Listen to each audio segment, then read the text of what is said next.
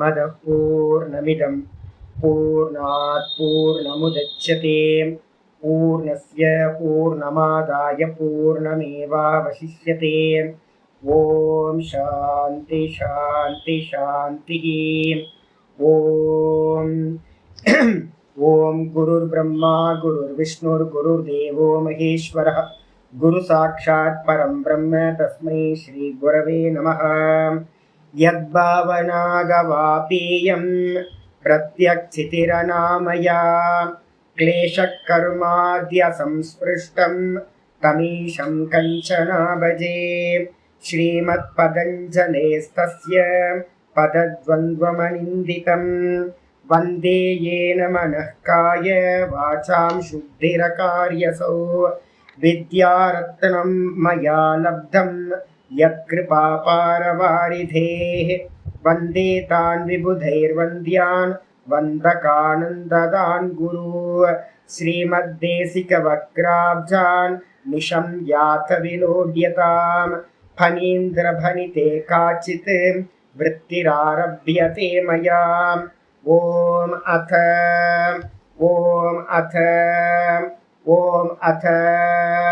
अथ யோகானுசாசனம். நம்ம பார்த்துக்கிட்டு இருக்கிறது யோக சூத்திரத்தில் சதாசிவ பிரம்மேந்திர எழுதின யோக விருத்தி யோக சுதாகரம் பார்த்துக்கிட்டு இருக்கோம். இதில் கைவல்ய பாதம் போயிட்டுருக்கு. இதில் நேற்று நம்ம என்ன பண்ணியிருக்கோம், 6வது சூத்திரம் கம்ப்ளீட் பண்ணியிருக்கோம். இந்த 6வது சூத்திரத்தில் வந்து பார்த்திங்கன்னா என்னென்னா ஒரு 3 சூத்திரங்கள் வரிசையாக அதை பற்றி தான் பேச்சு வந்துச்சு.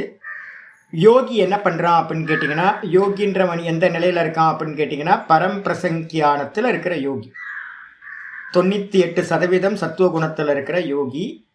அவன் என்ன பண்ணுறான் அப்படின்னு கேட்டிங்கன்னா சர்வபாவ அதிஷ்டாத்திருத்துவம் அப்படின்னு இந்த சித்தத்தையே பார்க்க ஒரு சாமர்த்தியம் வரும்.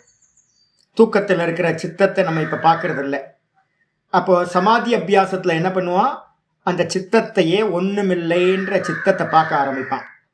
அந்த சித்தத்தை பார்க்க இன்னைக்கு காலையில் சொன்னோம்ல, சித்தத்துக்குள்ளார கீதாவில் சொல்லும் போதே சொன்னோம், சித்தத்துக்குள்ளார வந்து பார்த்திங்கன்னா நிறைய ஐட்டம் இருக்குது. என்னன்னு கேட்டிங்கன்னா நம்மளுடைய கர்மம், நம்ம வாசனைகள், அதுக்கப்புறம் வந்து பார்த்திங்கன்னா கர்ம பலன்கள், இதெல்லாம் வந்து பார்த்திங்கன்னா அதுக்குள்ளார இருக்குது.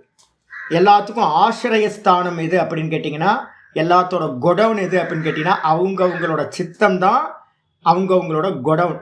அந்த கொடவுனில் வந்து பார்த்திங்கன்னா கர்மமும் இருக்கும், சங்கல்பங்களும் இருக்கும், காமம், சங்கல்பம், அதுக்கப்புறம் வாசனைகள், நீங்கள் பண்ண கர்மங்கள், இது எல்லாம் வந்து பார்த்திங்கன்னா அதில் தான் ஸ்டோர் ஆகிருக்கு அப்படின்னு காலையில் அந்த மாயாக்கு அர்த்தம் பண்ணும்போது என்ன பண்ணோம், அதுதான் ஆசிரியம் சொன்னோம். சர்வ ஜீவராசிகளுக்கும் அவங்க சித்தம் வந்து பார்த்திங்கன்னா என்ன இருக்கும், இது எல்லாம் பதிவாயிருக்கும். வெளியில் தெரியுமா அப்படின்னு கேட்டிங்கன்னா வெளியில் தெரியாது. ஏன் அப்படின்னா அபரிதிருஷ்டம் அப்படின்னு அதுக்கு பேர். பரிதிருஷ்டம்னா தெரியறது, அபரிதிருஷ்டம்னா தெரியாது. தெரியாதுன்னா என்ன அர்த்தம், அவ்வியக்தமாக இருக்கும். அதான் நம்ம என்ன பண்ணுறோம், தூக்கத்தில் போனோன்னா ஒன்றும் தெரியல அப்படின்னு நம்ம சொல்கிறோம். ஒன்றும் தெரியலன்னா என்ன அர்த்தம், அது வந்து பார்த்திங்கன்னா இருட்டாக இருக்குது, உள்ளே ஒன்றும் தெரியல. இப்போ யோகி என்ன பண்ணுறான், இப்போ வந்து பார்த்திங்கன்னா ஒவ்வொன்றுத்தலையாக சம்யமம் பண்ணிக்கிட்டே மேலே போன யோகி சித்தத்தை வந்து பார்த்திங்கன்னா என்ன பண்ணுறான், பார்க்க ஆரம்பிக்கிறான். அதான் பரம்பிரசங்கியானம்னு பேர். அதை பார்க்கும்போது வந்து பார்த்திங்கன்னா முதல்ல பார்க்குறான், அதுக்கப்புறம் அந்நியதாக்கியாத்தி பண்ணுறான்.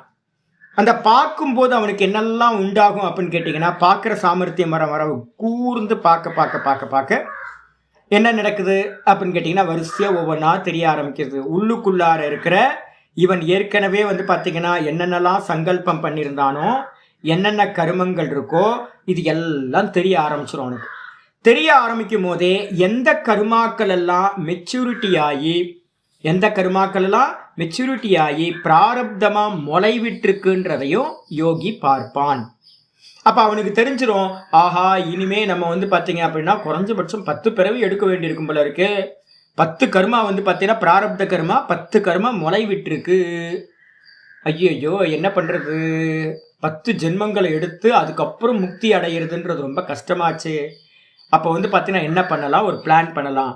நம்ம என்ன பண்ணுவோம், 10 ஜென்மங்களையும் ஒரே இந்த ஜென்மத்திலேயே 10 சரீரங்களை எடுத்துடலாம் அப்படின்னு அவன்கிட்ட என்ன இருக்குது, என்ன சித்தி இருக்குது அப்படின்னு கேட்டிங்கன்னா ஒன்று முக்கியமாக சொல்கிறான், தாரகம்னு ஒரு சித்தி இருக்கா. அவனுக்கு அந்த பரம்பிரசங்கியானத்தில் தாரகம்னு ஒரு சித்தி கிடச்சிரும். அதுக்கப்புறம் வந்து பார்த்தீங்க அப்படின்னா ரெண்டாவது வந்து பார்த்தீங்கன்னா சர்வபூத அதிஷ்டாத்திருத்துவம். சர்வபூத அதிஷ்டாத்திருத்துவம் முதல்ல அந்த சித்தம் இவனுக்கு வசப்பட்டதுனால பிரகிருதியே வந்து பார்த்தீங்கன்னா இவனுக்கு வசப்பட்டதாயிடுது. இவன் நினைச்சதெல்லாம் பஞ்சபூத்தங்கள்ல எதை வேணாலும் பண்ண முடியும். அதுக்கு பேர் சர்வபூத அதிஷ்டாத்திருவம், ஈஸ்வரத்துவம் வந்துடும். கூட வந்து சர்வ ஞாத்திருத்துவம், சர்வத்தையும் அறிகிற சாமர்த்தியமும் வந்துடும். அதுக்கப்புறம் விகரண பாவக, கரணங்களை எதுவுமே இல்லாமல் எதை வேணாலும் அறிகிற சாமர்த்தியம் உண்டாகிவிடும். இந்த சித்திகள் கிடைச்ச மாத்திரத்தில் அவன் என்ன பண்ணுவான், பஞ்சபூத்தங்களையும் தன்னோட விருப்பப்படி என்ன பண்ணுவான், பஞ்சபூத்தங்களே என்ன பண்ணுங்க அப்படின்னு கேட்டிங்கன்னா இந்த 10 சரீரத்தையும் எனக்கு என்ன பண்ணுங்க இப்போவே நிர்மாணம் பண்ணுங்க அப்படின்னு பிரகிருதியை குறித்து ஆணையிடுவான்.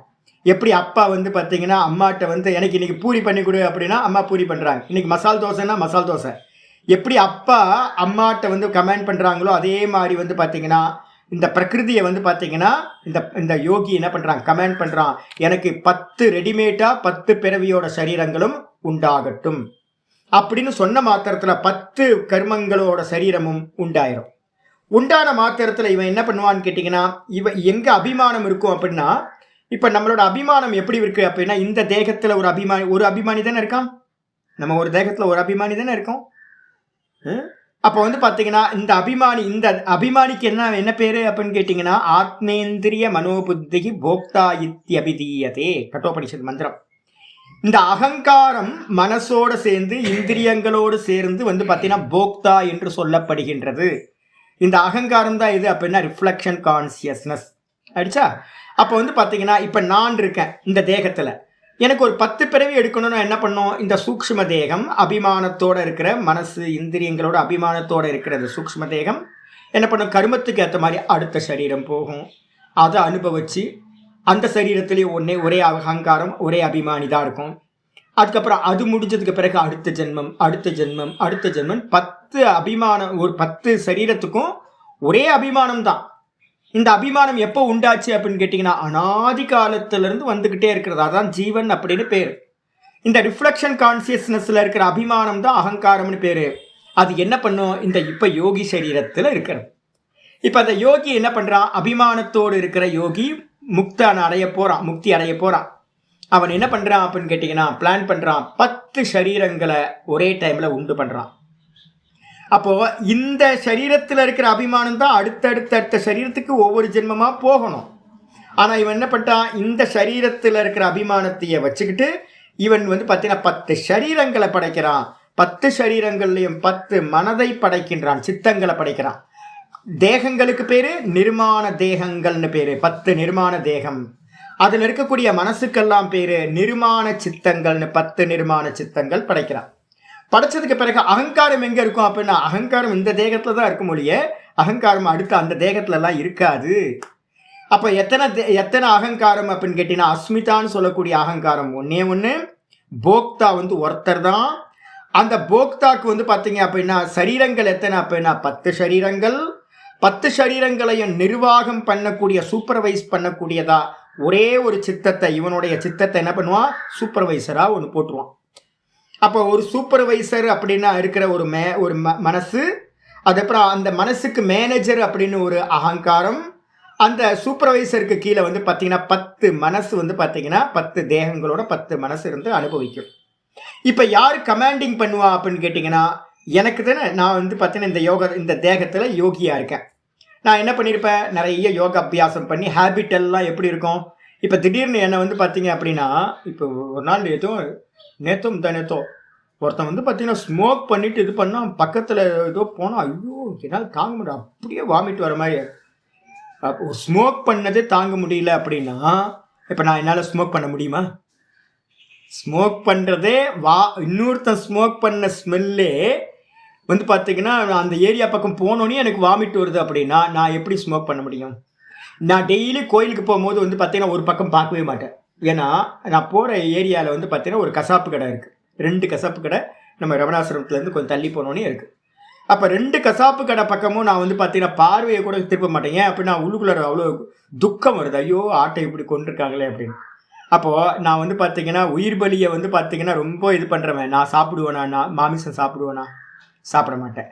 அப்போ வந்து பார்த்தீங்கன்னா ஸ்திரீகள் எல்லாத்தையும் வந்து பார்த்தீங்கன்னா அம்மாவாக பார்க்கணும், சகோதரியாக பார்க்கணும்னு சொல்கிறேன் அப்படின்னு அம்பாலாக பார்க்கணும்னு நான் வந்து பார்த்தீங்கன்னா வெஸ்டர்ன் கண்ட்ரியில் ஒரு தேகத்தை எடுத்து இஷ்டப்படி வந்து பார்த்தீங்கன்னா ஸ்திரீகளை வந்து தப்பாக பார்த்து தப்பாக போகம் பண்ணி இதெல்லாம் நடக்குமா அப்படின்னா அது நடக்காது. அப்போது நான் ஒரே அகங்காரம், இங்கே போக்தா வந்து ஒரு போக்தா நான் வெஜிடேரியன், அதுக்கப்புறம் அஹிம்சையை ஃபாலோ பண்ணுறவன், இந்த யம நியமங்கள் எல்லாத்தையும் ஃபாலோ பண்ணி தான் நான் வந்து பார்த்தீங்கன்னா யோகியாக இருக்கேன். அப்போ இந்த போக்தா வந்து பார்த்தீங்கன்னா நல்ல யோகத்தில் இருக்கிறவன் தான் போக்தா. இவனுக்கு கீழே வந்து பார்த்தீங்கன்னா இவனோட கண்ட்ரோலில் இருக்கிறதா 10 தேகம் இருக்குது, 10 மனசு இருக்குது. அப்படின்னா போகம் 10 தேகங்கள்லையும் இருக்கிறத எல்லாத்தையும் இவன் தான் எக்ஸ்பீரியன்ஸ் பண்ணுறவனாக இருப்பான். அப்போ என்ன பண்ணுவான், 10 தேகம் அமெரிக்கனாக இருந்தால் கூட வெஸ்ட் இதில் வந்து பார்த்தீங்கன்னா யூரோப் கண்ட்ரியில் பிறந்தாலும், இல்லை வந்து பார்த்தீங்கன்னா மீனா பிறந்தாலும், நண்டா பிறந்தாலும், குரங்கா பிறந்தாலும், என்னென்னலாம் பிறந்தாலும் வந்து பார்த்தீங்கன்னா அதிலெல்லாம் இஷ்டப்படி போகம் சம்பவிக்குமா அப்படின்னா இஷ்டப்படி போகம்லாம் சம்பவிக்காது. அப்போ இவனுக்கு காமம் உண்டாகுமா அப்படின்னு கேட்டிங்கன்னா இதை சாப்பிடலாம், அதை சாப்பிடலாம், தண்ணி அடிக்கலாம், அதை பண்ணலாம் அப்படின்னு எந்த போகமும் இவனுக்கு சித்திக்காது. ஏன்னா அப்போ இங்கே அபிமானி நிஷ்காமியத்தில் பரம விரக்தனாக இருக்கான். அபியாச வைராகியாபியம், அபியாசமும் வைராகியமும் பண்ணியிருக்கான். அப்போ இவனுக்கு அந்தந்த தேகத்தை வச்சு போகம் பண்ணணும்னு ஒன்றும் தோணவே தோணாது. அப்போ இவன் எடுத்த 10 சரீரங்களும் எப்படி இருக்குன்னா எந்த ஒரு ஆசைகளும் இல்லாமல் இந்த யோகியோட சரீரத்தில் என்ன இருக்கோ அதே மாதிரி இருக்கும். ஆனால் 10 தேகங்களுக்கு ஒரு பிராரப்தம் இருக்கா, சுகதுக்கத்தை அனுபவிக்க வேண்டியது. அந்த சுகதுக்கத்தெல்லாம் அந்த தேகங்கள் அனுபவிக்கும். ஆனால் இவன் என்ன பண்ணுவான், அதோட எந்த ஒரு சம்பந்தமும் இல்லாமல் இருப்பான். அப்போ இந்த தேகங்களை வச்சு காமபோகம் நடக்காது. அப்போ எதுக்கு அப்படின்னு கேட்டீங்கன்னா அந்த தேகங்கள் எல்லாம் போகத்தை அனுபவித்து முடிக்கிறது, கர்மத்தை அனுபவித்து முடிக்கிறதுக்காக இவன் எடுத்தது. அப்போ புதுசாக அதில் எந்த ஒரு கர்மமும் நடக்காது. என்ன பண்ணுவான், இவனோட எந்த சம்பந்தமும் இல்லாமல் பார்த்துக்கிட்டு இருப்பான். 10 சரீரங்களும் நிஷ்காமியமாக அதுக்கு என்ன உண்டோ பிராரப்தத்தை அதெல்லாத்தையும் அனுபவித்து அந்த சரீரங்கள் முடிவுக்கு வரும்போது இவனும் வந்து பார்த்தீங்கன்னா இந்த சரீரத்தை முடிச்சுப்பான். முடிச்சுக்கும் போது 10 சரீரங்களும் இல்லாமல் போயிடும், இவனோட சரீரமும் இல்லாமல் போயிடும். இவன் சொரூபத்துக்கு போய் நல்ல சொரூபத்தில் பிரதிஷ்டி ஆயிடுவான். இதான் முக்தனாகிறான். அப்போ யாருக்கு முக்தி கிடைக்குது அப்படின்னும் போது நேற்று கிளாஸில் பார்த்துருக்கோம் 6வது சூத்திரம், தத்திர தியானஜம் அநாசயம். யார் வந்து பார்த்தீங்கன்னா இந்த யோகி சரீரத்தில் மெயினாக இருக்கிறானோ அந்த மெயின் பெர்சன் தான் வந்து பார்த்தீங்கன்னா தியானம் பண்ணவன்.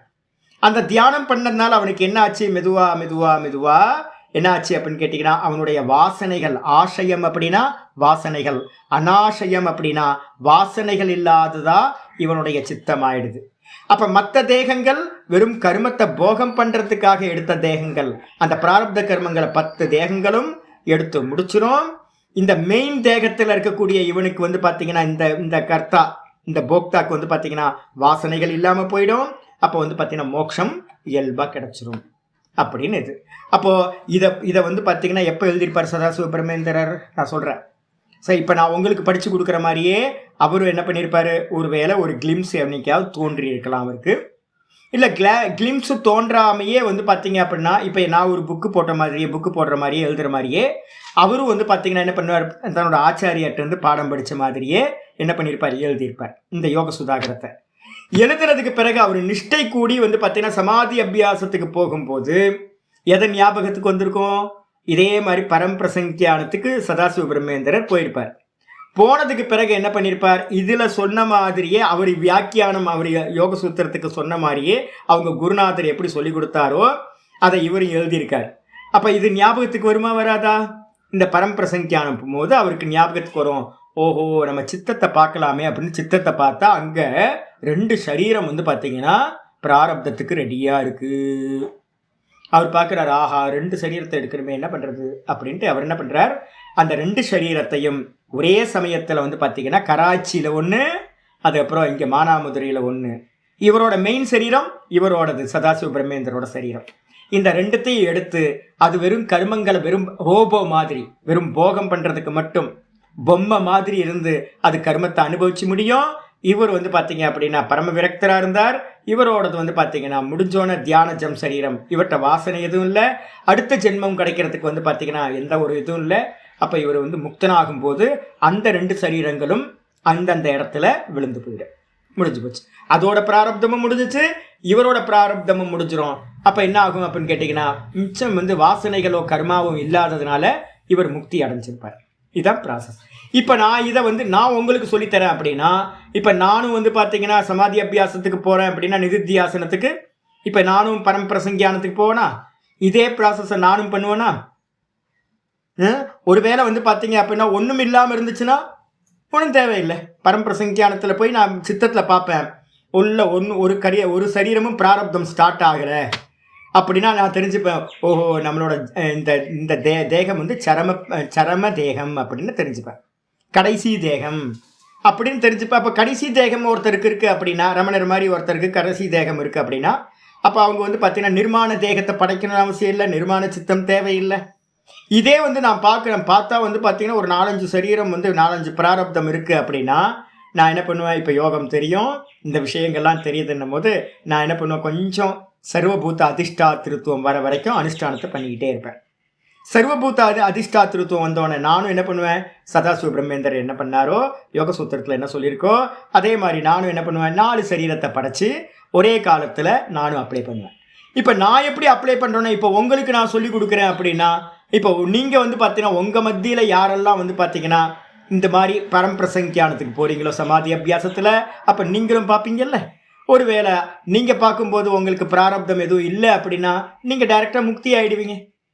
ஒருவேளை உங்களுக்கு பார்வையில் வந்து பார்த்தீங்கன்னா அந்த இதில் வந்து பார்த்தீங்கன்னா உங்களுக்கு ஒரு 4-5 சரீரம், 2 சரீரம், 1 சரீரம்னு இருந்துச்சுன்னா நீங்களும் கூட என்ன பண்ணலாம், அந்த நிர்மாண சித்தங்களை ஒரு சரீரத்தை உற்பத்தி பண்ணி அதை கர்மத்தை போகம் பண்ண வச்சு அதை நீங்கள் முடிச்சுக்கலாம். இதுக்காக தான் இந்த விஷயம் சொல்லப்பட்டது. ரைட்ஸா? இதுக்கப்புறம் சொல்லுங்கம்மா. ஆமாம், இப்போ நம்மளோடது கண்ட்ரோலில் இல்லை. இப்போ வந்து பார்த்தீங்கன்னா யோகி என்ன பண்ணுவான், தன்னோட கண்ட்ரோலில் தான் விரும்பின மாதிரி 10 சரீரத்தையும் கண்ட்ரோலில் வச்சு வந்து பார்த்தீங்கன்னா பண்ணுவான். இதுதான் வித்தியாசம் சொப்பனத்துக்கும் யோகியோட கிரியேஷனுக்கும். ஈஸ்வரனை எப்படி கிரியேட் பண்ணுறாரு, இப்போ நம்ம சொப்பனத்தில் நம்ம வரோம்ல, நம்ம சொப்பனத்தில் நம்ம வந்தோம்னா அது நம்மளோட அவதாரம்னு பேர், நம்ம கிரியேஷனில் நம்ம அவதாரம். சரி, உங்கள் சொப்பனத்தில் நீங்கள் வர்றது உங்கள் கண்ட்ரோலில் இருக்கா இல்லையா? இல்லைல்ல. ஆனால் ஈஸ்வரனுக்கு என்ன இருக்கும் அப்படின்னா, அவரோட கிரியேஷனில் அவர் நினச்ச சரீரத்தை அவர் வந்து பார்த்தீங்கன்னா வராக அவதாரமும் எடுக்கலாம், கூர்ம அவதாரமும் எடுக்கலாம், மத்ஸ்ய அவதாரமும் எடுக்கலாம், நரசிம்ம அவதாரமும் எடுக்கலாம். ஆமாம், இல்லை மாயை அவரோட கையில் இருக்குது. மாயை அவர் கையில் இருக்கிறதுனால அவர் என்ன பண்ணுறாரு, அவரோட கிரியேஷனுக்குள்ளார, அவரோட சொப்பனத்துக்குள்ளார, இந்த கிரியேஷன் அவரோட சொப்பனம், அவரோட சொப்பனத்தில் அவர் நினச்ச மாதிரி ஒரு கேரக்டரை வரார். இப்போ நீங்களோ நானும் வந்து மாயைக்கு உட்பட்டு நம்ம இருக்கிறதுனால நம்ம இஷ்டப்படி வர முடியல, நம்ம சொப்பனத்தில் அதுவாக ஏதோ நினச்ச ஏதோ சரீரம் வருது நமக்கு. இதான் வித்தியாசம். அப்போ யோகியும் என்ன பண்ணுவான் அப்படின்னு கேட்டிங்கன்னா, கிரியேஷன் பண்ணும்போது அவனுக்கு எதெல்லாம் விருப்பம் இருக்கோ அவன் இஷ்டப்படி கிரியேட் பண்ணுவான். ஏன்னா சர்வபூத அதிஷ்டாத்திருத்துவம் வந்துடுது, ஈஸ்வரனுக்கு சமமாக ஆயிடுறான். அப்போ இன்னும் முக்தன் இல்லை ஒழிய, ஆனால் வந்து பார்த்தீங்கன்னா யோகேஸ்வரனாக ஆயிடுறான். அப்படி இருக்கும்போது மாயை வந்து பார்த்தீங்கன்னா இவனுக்கு சொல்கிற மாதிரி பிரகிருதி என்ன பண்ணும், நிறைய ஹெல்ப் பண்ணும். அப்போ வந்து இவன் நினச்ச சரீரத்தை 10 சரீரத்தையும் இவனால் என்ன பண்ண முடியும், படைச்சு அதை போகம் பண்ணிட்டு முடிச்சுக்க முடியும் எல்லாத்தையும். ரைட்ஸா? இதுக்கப்புறம் வந்து பார்த்தீங்கன்னா 7வது சூத்திரம் இன்னைக்கு பாட்டம் ஆரம்பிக்குது. 7வது சூத்திரத்துக்கு வந்துருங்க. ஆச்சாரியர் ஆரம்பிக்கிறார், விருத்திக்காரர் வந்து பார்த்தீங்கன்னா இத்தம் அஸ்து யோகினஸ் சித்தம். இத்தம்னா இந்த விதமாக, யோகினஸ் சித்தம் அஸ்து இருக்கட்டுங்க. நம்ம வந்து பார்த்தீங்கன்னா யோகியோட சித்தத்தை பற்றிலாம் எங்கே பேசுறது சாமி, நம்மெல்லாம் வந்து பார்த்தீங்கன்னா இதெல்லாம் மித்து மாதிரி தான் தெரியுது, ஏதோ எழுதி வச்சுருக்காங்க. நமக்கு ஏதாவது பிரத்யட்சமா இல்லை, நம்ம யாரையோ பார்த்தோமா, பக்கத்தில் யாரோ ஒரு யோகி இது மாதிரி ஒரு 10 சரீரம் இருக்குப்பான்னு காட்டினாரா, காட்டல. அப்போ நம்மளை பொறுத்த வரைக்கும் வந்து பார்த்தீங்கன்னா யாருக்கும் நடந்திருக்கு, சதாசிவ பிரம்மேந்தருக்கு நடந்திருக்கு, யாரும் தெரியல, எங்கன்னே தெரியல. சரி இருக்கட்டும், யோகியோட சித்தத்தை பற்றியெல்லாம் இருக்கட்டும். அஸ்து அப்படின்னா இருக்கட்டும். எது? யோகினஸ் சித்தக இத்தம் அஸ்து, யோகியோட சித்தம் இந்த விதமாக இருக்கட்டும். ஆனால் இப்போ நம்ம என்ன பண்ணுறோம் அப்படின்னு கேட்டிங்கன்னா, தத்து கர்ம கீதுருஷம் இது அபேக்ஷாயாமாக. இப்போ யாருக்காவது கேள்வி கேட்கலாம், அந்தந்த தேகத்தில் 10 தேகம் யோகி எடுத்தான்ல, 10 தேகத்தில் வந்து பார்த்தீங்கன்னா யூரோப்பியனாக பிறந்திருப்பான், அமெரிக்கனாக பிறந்திருப்பான், தேவனாக பிறந்திருப்பான், குரங்கா பிறந்திருக்கும், இது மாதிரி நிறைய தேகங்களை இவன் எடுத்திருப்பானே, அசுரனா தேவனா, 10 தேகம் இருக்குது அப்படின்னா 10 தேகத்துலேயும் கர்மா இருக்குமா? சரீரம்னு ஒன்று இருந்தால் கர்மா சம்பவிக்குமா? அப்போ கர்மான்னு ஒன்று சம்பவிச்சதுன்னா அதுக்கு கர்ம பலன் அப்படின்னு திரும்ப பிறவியை கொடுக்குமா? அப்போ வந்து பார்த்தீங்கன்னா அவனுடைய 10 தேகத்தில் நடக்கிற கருமங்களை பற்றி பேசுங்க அப்படின்னு தத்து கரும கீதிருஷம். அந்த யோகியோட 10 சரீரங்கள்ல, நிர்மாண சரீரங்கள்ல 10 சரீரத்திலையும் எவ்விதமான கருமம், கீதிருஷம்னா எந்த விதமான கருமம் வந்து இருக்கும் அப்படின்னு இது அபேக்ஷாயாம், இந்த விதமா சந்தேகம் எழுப்பினால். யாருக்காவது கொஸ்டின் வரும். சதாசிவ பிரம்மேந்திரருக்கு 2 சரீரம் கராச்சியிலையும் மானாமதுரையிலையும் இருந்துச்சு. அப்போ அந்த 2 சரீரம் கருமம் பண்ணும். அப்போ அந்த கருமம் பண்ணுச்சுன்னா கரும பலன் அப்படின்னு திரும்பவும் அதுக்கு அந்த 2 சரீரத்துக்கு வேற ஜென்மம் கிடைக்கலாம்ல அப்படின்னு கேள்வி வந்துச்சுன்னா, சூப்பரான இது வந்து பார்த்தீங்கன்னா ஆச்சாரியார் சொல்கிறேன், இது இல்லை, இந்த அவதாரிக்கா வியாச பாஷ்யத்தில் இல்லை, இதான் ஸ்பெஷல் இது. அப்போ ஆச்சாரியார் வந்து பார்த்தீங்கன்னா பதஞ்சலி அதுக்காக வந்து பார்த்தீங்கன்னா சூத்திரம் பண்ணுறார். யோகியோட சரீரத்திலையும் என்ன கருமம் இருக்கும், யோகி நிர்மாணம் பண்ணின 10 சரீரத்திலையும் என்ன மாதிரி கர்மம் இருக்கும். கர்மா சுக்ல கிருஷ்ணம் யோகினஸ்திரிவிதம் இதரேஷாம். கர்மா சுக்ல கிருஷ்ணம் யோகினஹ திரிவிதம் இதரேஷாம். கர்மா சுக்லா கிருஷ்ணம் யோகினஹ திரிவிதம் இதரேஷாம். கர்மா வந்து பார்த்தீங்கன்னா யோகினக அப்படின்னா யோகிகளுக்கு கர்மங்களானது எப்படி இருக்கும் அப்படின்னு கேட்டிங்கன்னா அசுக்ல அகிருஷ்ண. சுக்லனா என்னன்னு கேட்டிங்கன்னா புண்ணியம், கிருஷ்ணம்னா பாப்பம். சுக்ல கர்மா அப்படின்னு இருக்கு, எங்கேயாவது இருக்கும், வேதாந்த புக்கில் நிறைய இடத்துல பயன்படுவோம். சுக்ல கர்மா அப்படின்னா புண்ணிய கர்மா. மலையாளத்தில் சொல்லும் போது வந்து பார்த்தீங்கன்னா சுக்ருத்தம்னு யூஸ் பண்ணுறாங்க. சுக்ருத்தம்ன்ற வார்த்தை நம்ம புண்ணியம் நம்ம தானே இங்கெல்லாம் சொல்கிறோம். அந்த புண்ணியம் வந்து கேரளாவில் வந்து பார்த்தீங்கன்னா என்ன சொல்லுவாங்க, அதிகமான வார்த்தை சுக்ருத்தம்னு யூஸ் பண்ணுறாங்க. பாப்பத்துக்கு வந்து பார்த்தீங்கன்னா துஷ்கிருத்தம்னு யூஸ் பண்ணுறாங்க. அதே மாதிரி இங்கே வந்து பார்த்தீங்கன்னா சுக்லம் அப்படின்னா வெள்ளையானது, எது புண்ணிய கர்மா, சத்துவ குணத்தோடது. அதே நேரத்தில் கிருஷ்ணம் அப்படின்னா பாப்பம்னா என்ன அர்த்தம், ரஜோகுணம் தமோ குணத்திலிருந்து உண்டாகிறது. இதை வந்து பார்த்தீங்கன்னா சுக்லம் இல்லாதது, புண்ணியம் அல்லாததுன்னு என்ன அர்த்தம், போட்டுட்டிங்கன்னா நெகட்டிவ் ஆகிடும். அசுக்லம் அப்படின்னா அசுக்லம்னா புண்ணியம் அல்லாதது. அதுக்கப்புறம் அகிருஷ்ண அப்படின்னா என்ன அர்த்தம், பாப்பம் இல்லாதது. அப்போ யோகியோட கர்மங்கள் புண்ணியமும் இல்லாமல் பாப்பமும் இல்லாமல் இருக்கக்கூடியது யோகியோட கர்மம். அற்புதம். யோகியோட கர்மா எப்படி, புண்ணியமும் இல்லை பாப்பமும் இல்லை. அப்போ உங்களுக்கு பிறவி கொடுக்கணும்னா என்ன வேணும், புண்ணிய கர்மா இருந்தால் மேலே போவீங்க, பாப்ப கர்மா இருந்துச்சுன்னா கீழான பிறவி கிடைக்கும். அப்போ புண்ணியமும் பாப்பமும் இல்லைன்னா கர்மா வந்து பார்த்தீங்கன்னா வேஸ்ட். அதில் வந்து பார்த்தீங்கன்னா ஜென்மத்தை கொடுக்கறதுக்கு காரணமே இல்லை. அப்போ வந்து பார்த்தீங்கன்னா யோகி 10 சரீரத்திலையும் எப்படி இருப்பான், காமம் இல்லாதவனா இருப்பான். அதான் போன சூத்திரத்தில் தத்திர தியானஜம் அனாசயம் அப்படின்னு வார்த்தை சொல்லிருந்துச்சு. அவனுக்கு எந்த ஒரு காம வாசனைகளும் இருக்காது. அதனால எந்த ஒரு கர்மத்தையும் அவன் வந்து பார்த்தீங்கன்னா ஆசைப்பட்டு பண்ண மாட்டான். அப்போ ஆசைப்பட்டு பண்ண மாட்டான் அப்படின்னா அவன் பண்ணுற கர்மாலாம் எப்படி இருக்கும், அவன் பண்ணுற எந்த கர்மத்திலையும் வந்து பார்த்தீங்கன்னா புண்ணியமும் இருக்காது பாப்பமும் இருக்காது. ஏன் அப்படின்னு கேட்டினா எல்லாம் நிஷ்காமம். அதனால தான் இப்போ நான் சொல்கிறது என்னன்னு கேட்டிங்கன்னா, எல்லாரும் எதையும் ஆசைப்படாமல் டியூட்டியை மட்டும் பண்ணுங்க, கேரக்டர் கொடுத்துருக்கார். அப்போ நம்ம ரோல் மட்டும் பண்ணிட்டு ஈஸ்வர பிரசாதம் அப்படின்னு வந்து பார்த்தீங்கன்னா ரோலை மட்டும் பண்ணிக்கிட்டு பகவான் என்ன கொடுக்குறாரோ அது போதும், எனக்கு எதை பற்றி அக்கறை இல்லைன்னு இருந்தீங்க அப்படின்னா நீங்கள் யோகி. அப்போ உங்களுக்கு அந்த கர்மா பந்தப்படுத்துமா அப்படின்னு கேட்டிங்கன்னா, யோகிகள் பண்ணக்கூடிய கர்மாக்கு என்ன பேருனா ஆபாச கர்மம் அப்படின்னு பேர். ஆபாச கர்மம்னா என்ன அர்த்தம், வெளியில் பார்க்கறதுக்கு நடக்கும் காரியம் தெரியும், ஆனால் வந்து பார்த்தீங்கன்னா அது வந்து பார்த்தீங்கன்னா புண்ணியமும் இருக்காது பாப்பமும் இருக்காது. இப்போ யாராவது தாமரை இலை தண்ணீர் அதே தான். அதனால தான் வந்து பார்த்தீங்கன்னா நான் 5 நீங்கள் சொல்கிறது வந்து 5:10 வந்து பகவத்கீதையில் இருக்கிறது. பிரம்மன் யாதாய கருமானி சங்கம் தெக்துவா கரோத்தியக லிப்பியதே நச பாப்பேன பத்ம பத்திர மிவாம்பசா. பத்ம பத்திரனா தாமரை இலை, அதில் தண்ணி வந்து இருக்கும், தண்ணியில் தான் அந்த இலையும் பத்மபத்திரமும் தண்ணியில் தான் கிடக்குது. ஆனால் தண்ணியோட ஒட்டவே ஒட்டாது. அதே மாதிரி வந்து பார்த்தீங்கன்னா யோகியும் என்ன பண்ணுறான், எந்த ஒரு காமமும் இல்லாமல் எந்த ஒரு எதிர்பார்ப்பும் இல்லாமல் இவனோட யோக தேகத்திலையும் அப்படி தான் பண்ணுறான். இவன் நிர்மாணித்த 10 தேகங்களும் எதுக்காகனா அனுபவித்து முடிக்கிறதுக்கு தான் ஒழிய புதுசாக அனுபவிக்கிறதுக்கு இல்லை. பிராரப்தத்தில் இருக்கிறத அனுபவிக்கிறதுக்காக தான் அந்த 10 நிர்மாண தேகம்.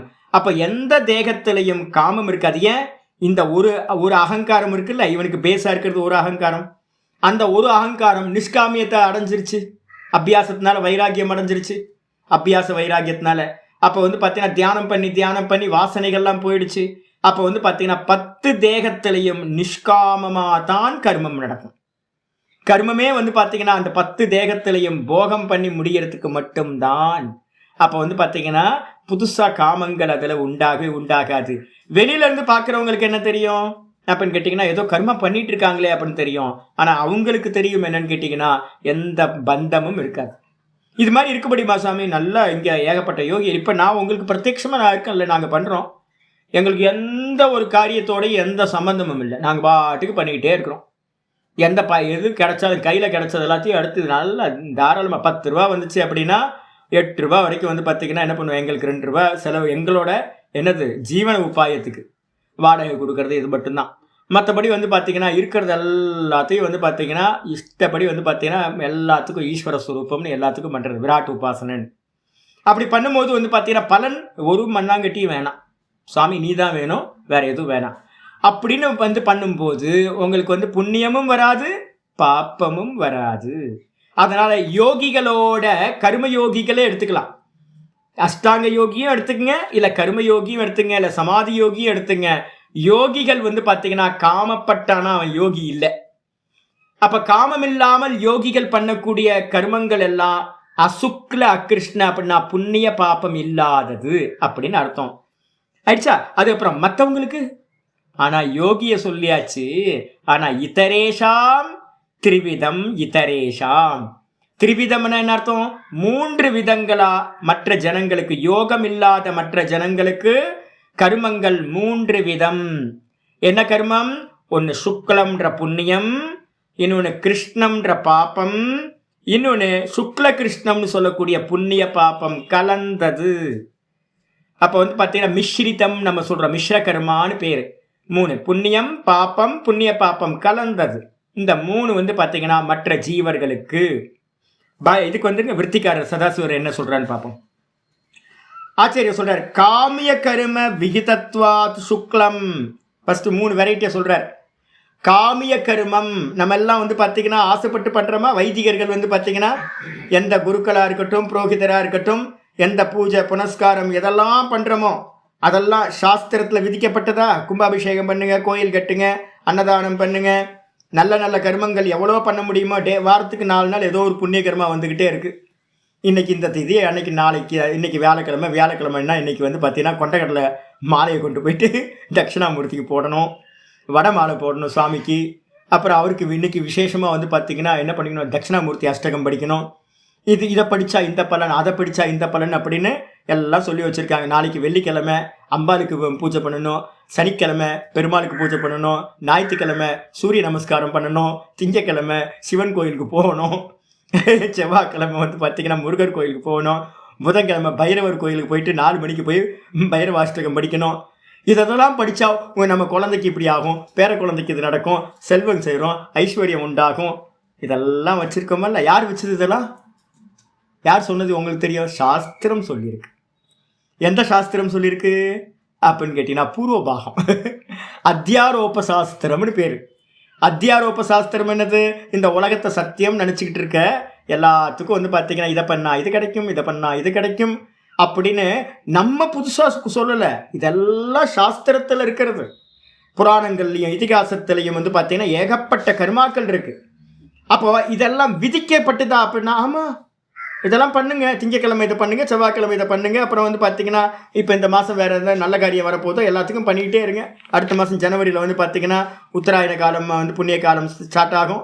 நல்ல பொங்கல் வச்சு இதுக்கு வந்து பார்த்திங்கன்னா நம்ம குலதெய்வத்துக்கு வந்து பார்த்திங்கன்னா பண்ணுங்கள் எல்லாத்தையும். இது மாதிரி நிறைய விதி வந்து பார்த்தீங்க அப்படின்னா சாஸ்திர விகிதத்வா, சாஸ்திரத்தில் விதிக்கப்பட்டதால். அப்போ அதெல்லாம் என்னது? காமிய கர்மம் தான். நீங்கள் வந்து இஷ்டப்பட்டதெல்லாம் கேட்டுக்கலாம், சங்கல்பம் பண்ணி கேட்டுக்கலாம். அதெல்லாம் சாஸ்திரத்தில் இருக்க. ஆமாம் இருக்கு. என்ன பக்தி சொல்லியிருக்கோம் நேற்று விஷ்ணு சகஸ்ரநாமத்தில்? ஆர்த்த பக்தி, அர்த்தார்த்தி பக்தி, 2 பக்தி இருக்கு. சுவாமி நான் மாட்டிக்கிட்டேன் சுவாமி, எனக்கு இந்த பிராயசித்த கர்மா பண்ணுறேன், என்னை வந்து பார்த்தீங்கன்னா காப்பாற்று சாமி அப்படின்றதுக்கு சாஸ்திரம் தான் பிரமாணம். எவன்லாம் கஷ்டப்படுறானோ அவன்லாம் வந்து பார்த்தீங்க அப்படின்னா மரணத்திலிருந்து விடுபடணும், ரோகத்திலிருந்து விடுபடணும், அப்புறம் ரிணத்திலிருந்து விடுபடணும். எல்லாத்துக்கும் வந்து பார்த்தீங்கன்னா பிராயசித்த பூஜைகள், ஹோமங்களை சாஸ்திரமே வந்து பார்த்தீங்கன்னா சொல்லி கொடுக்குது.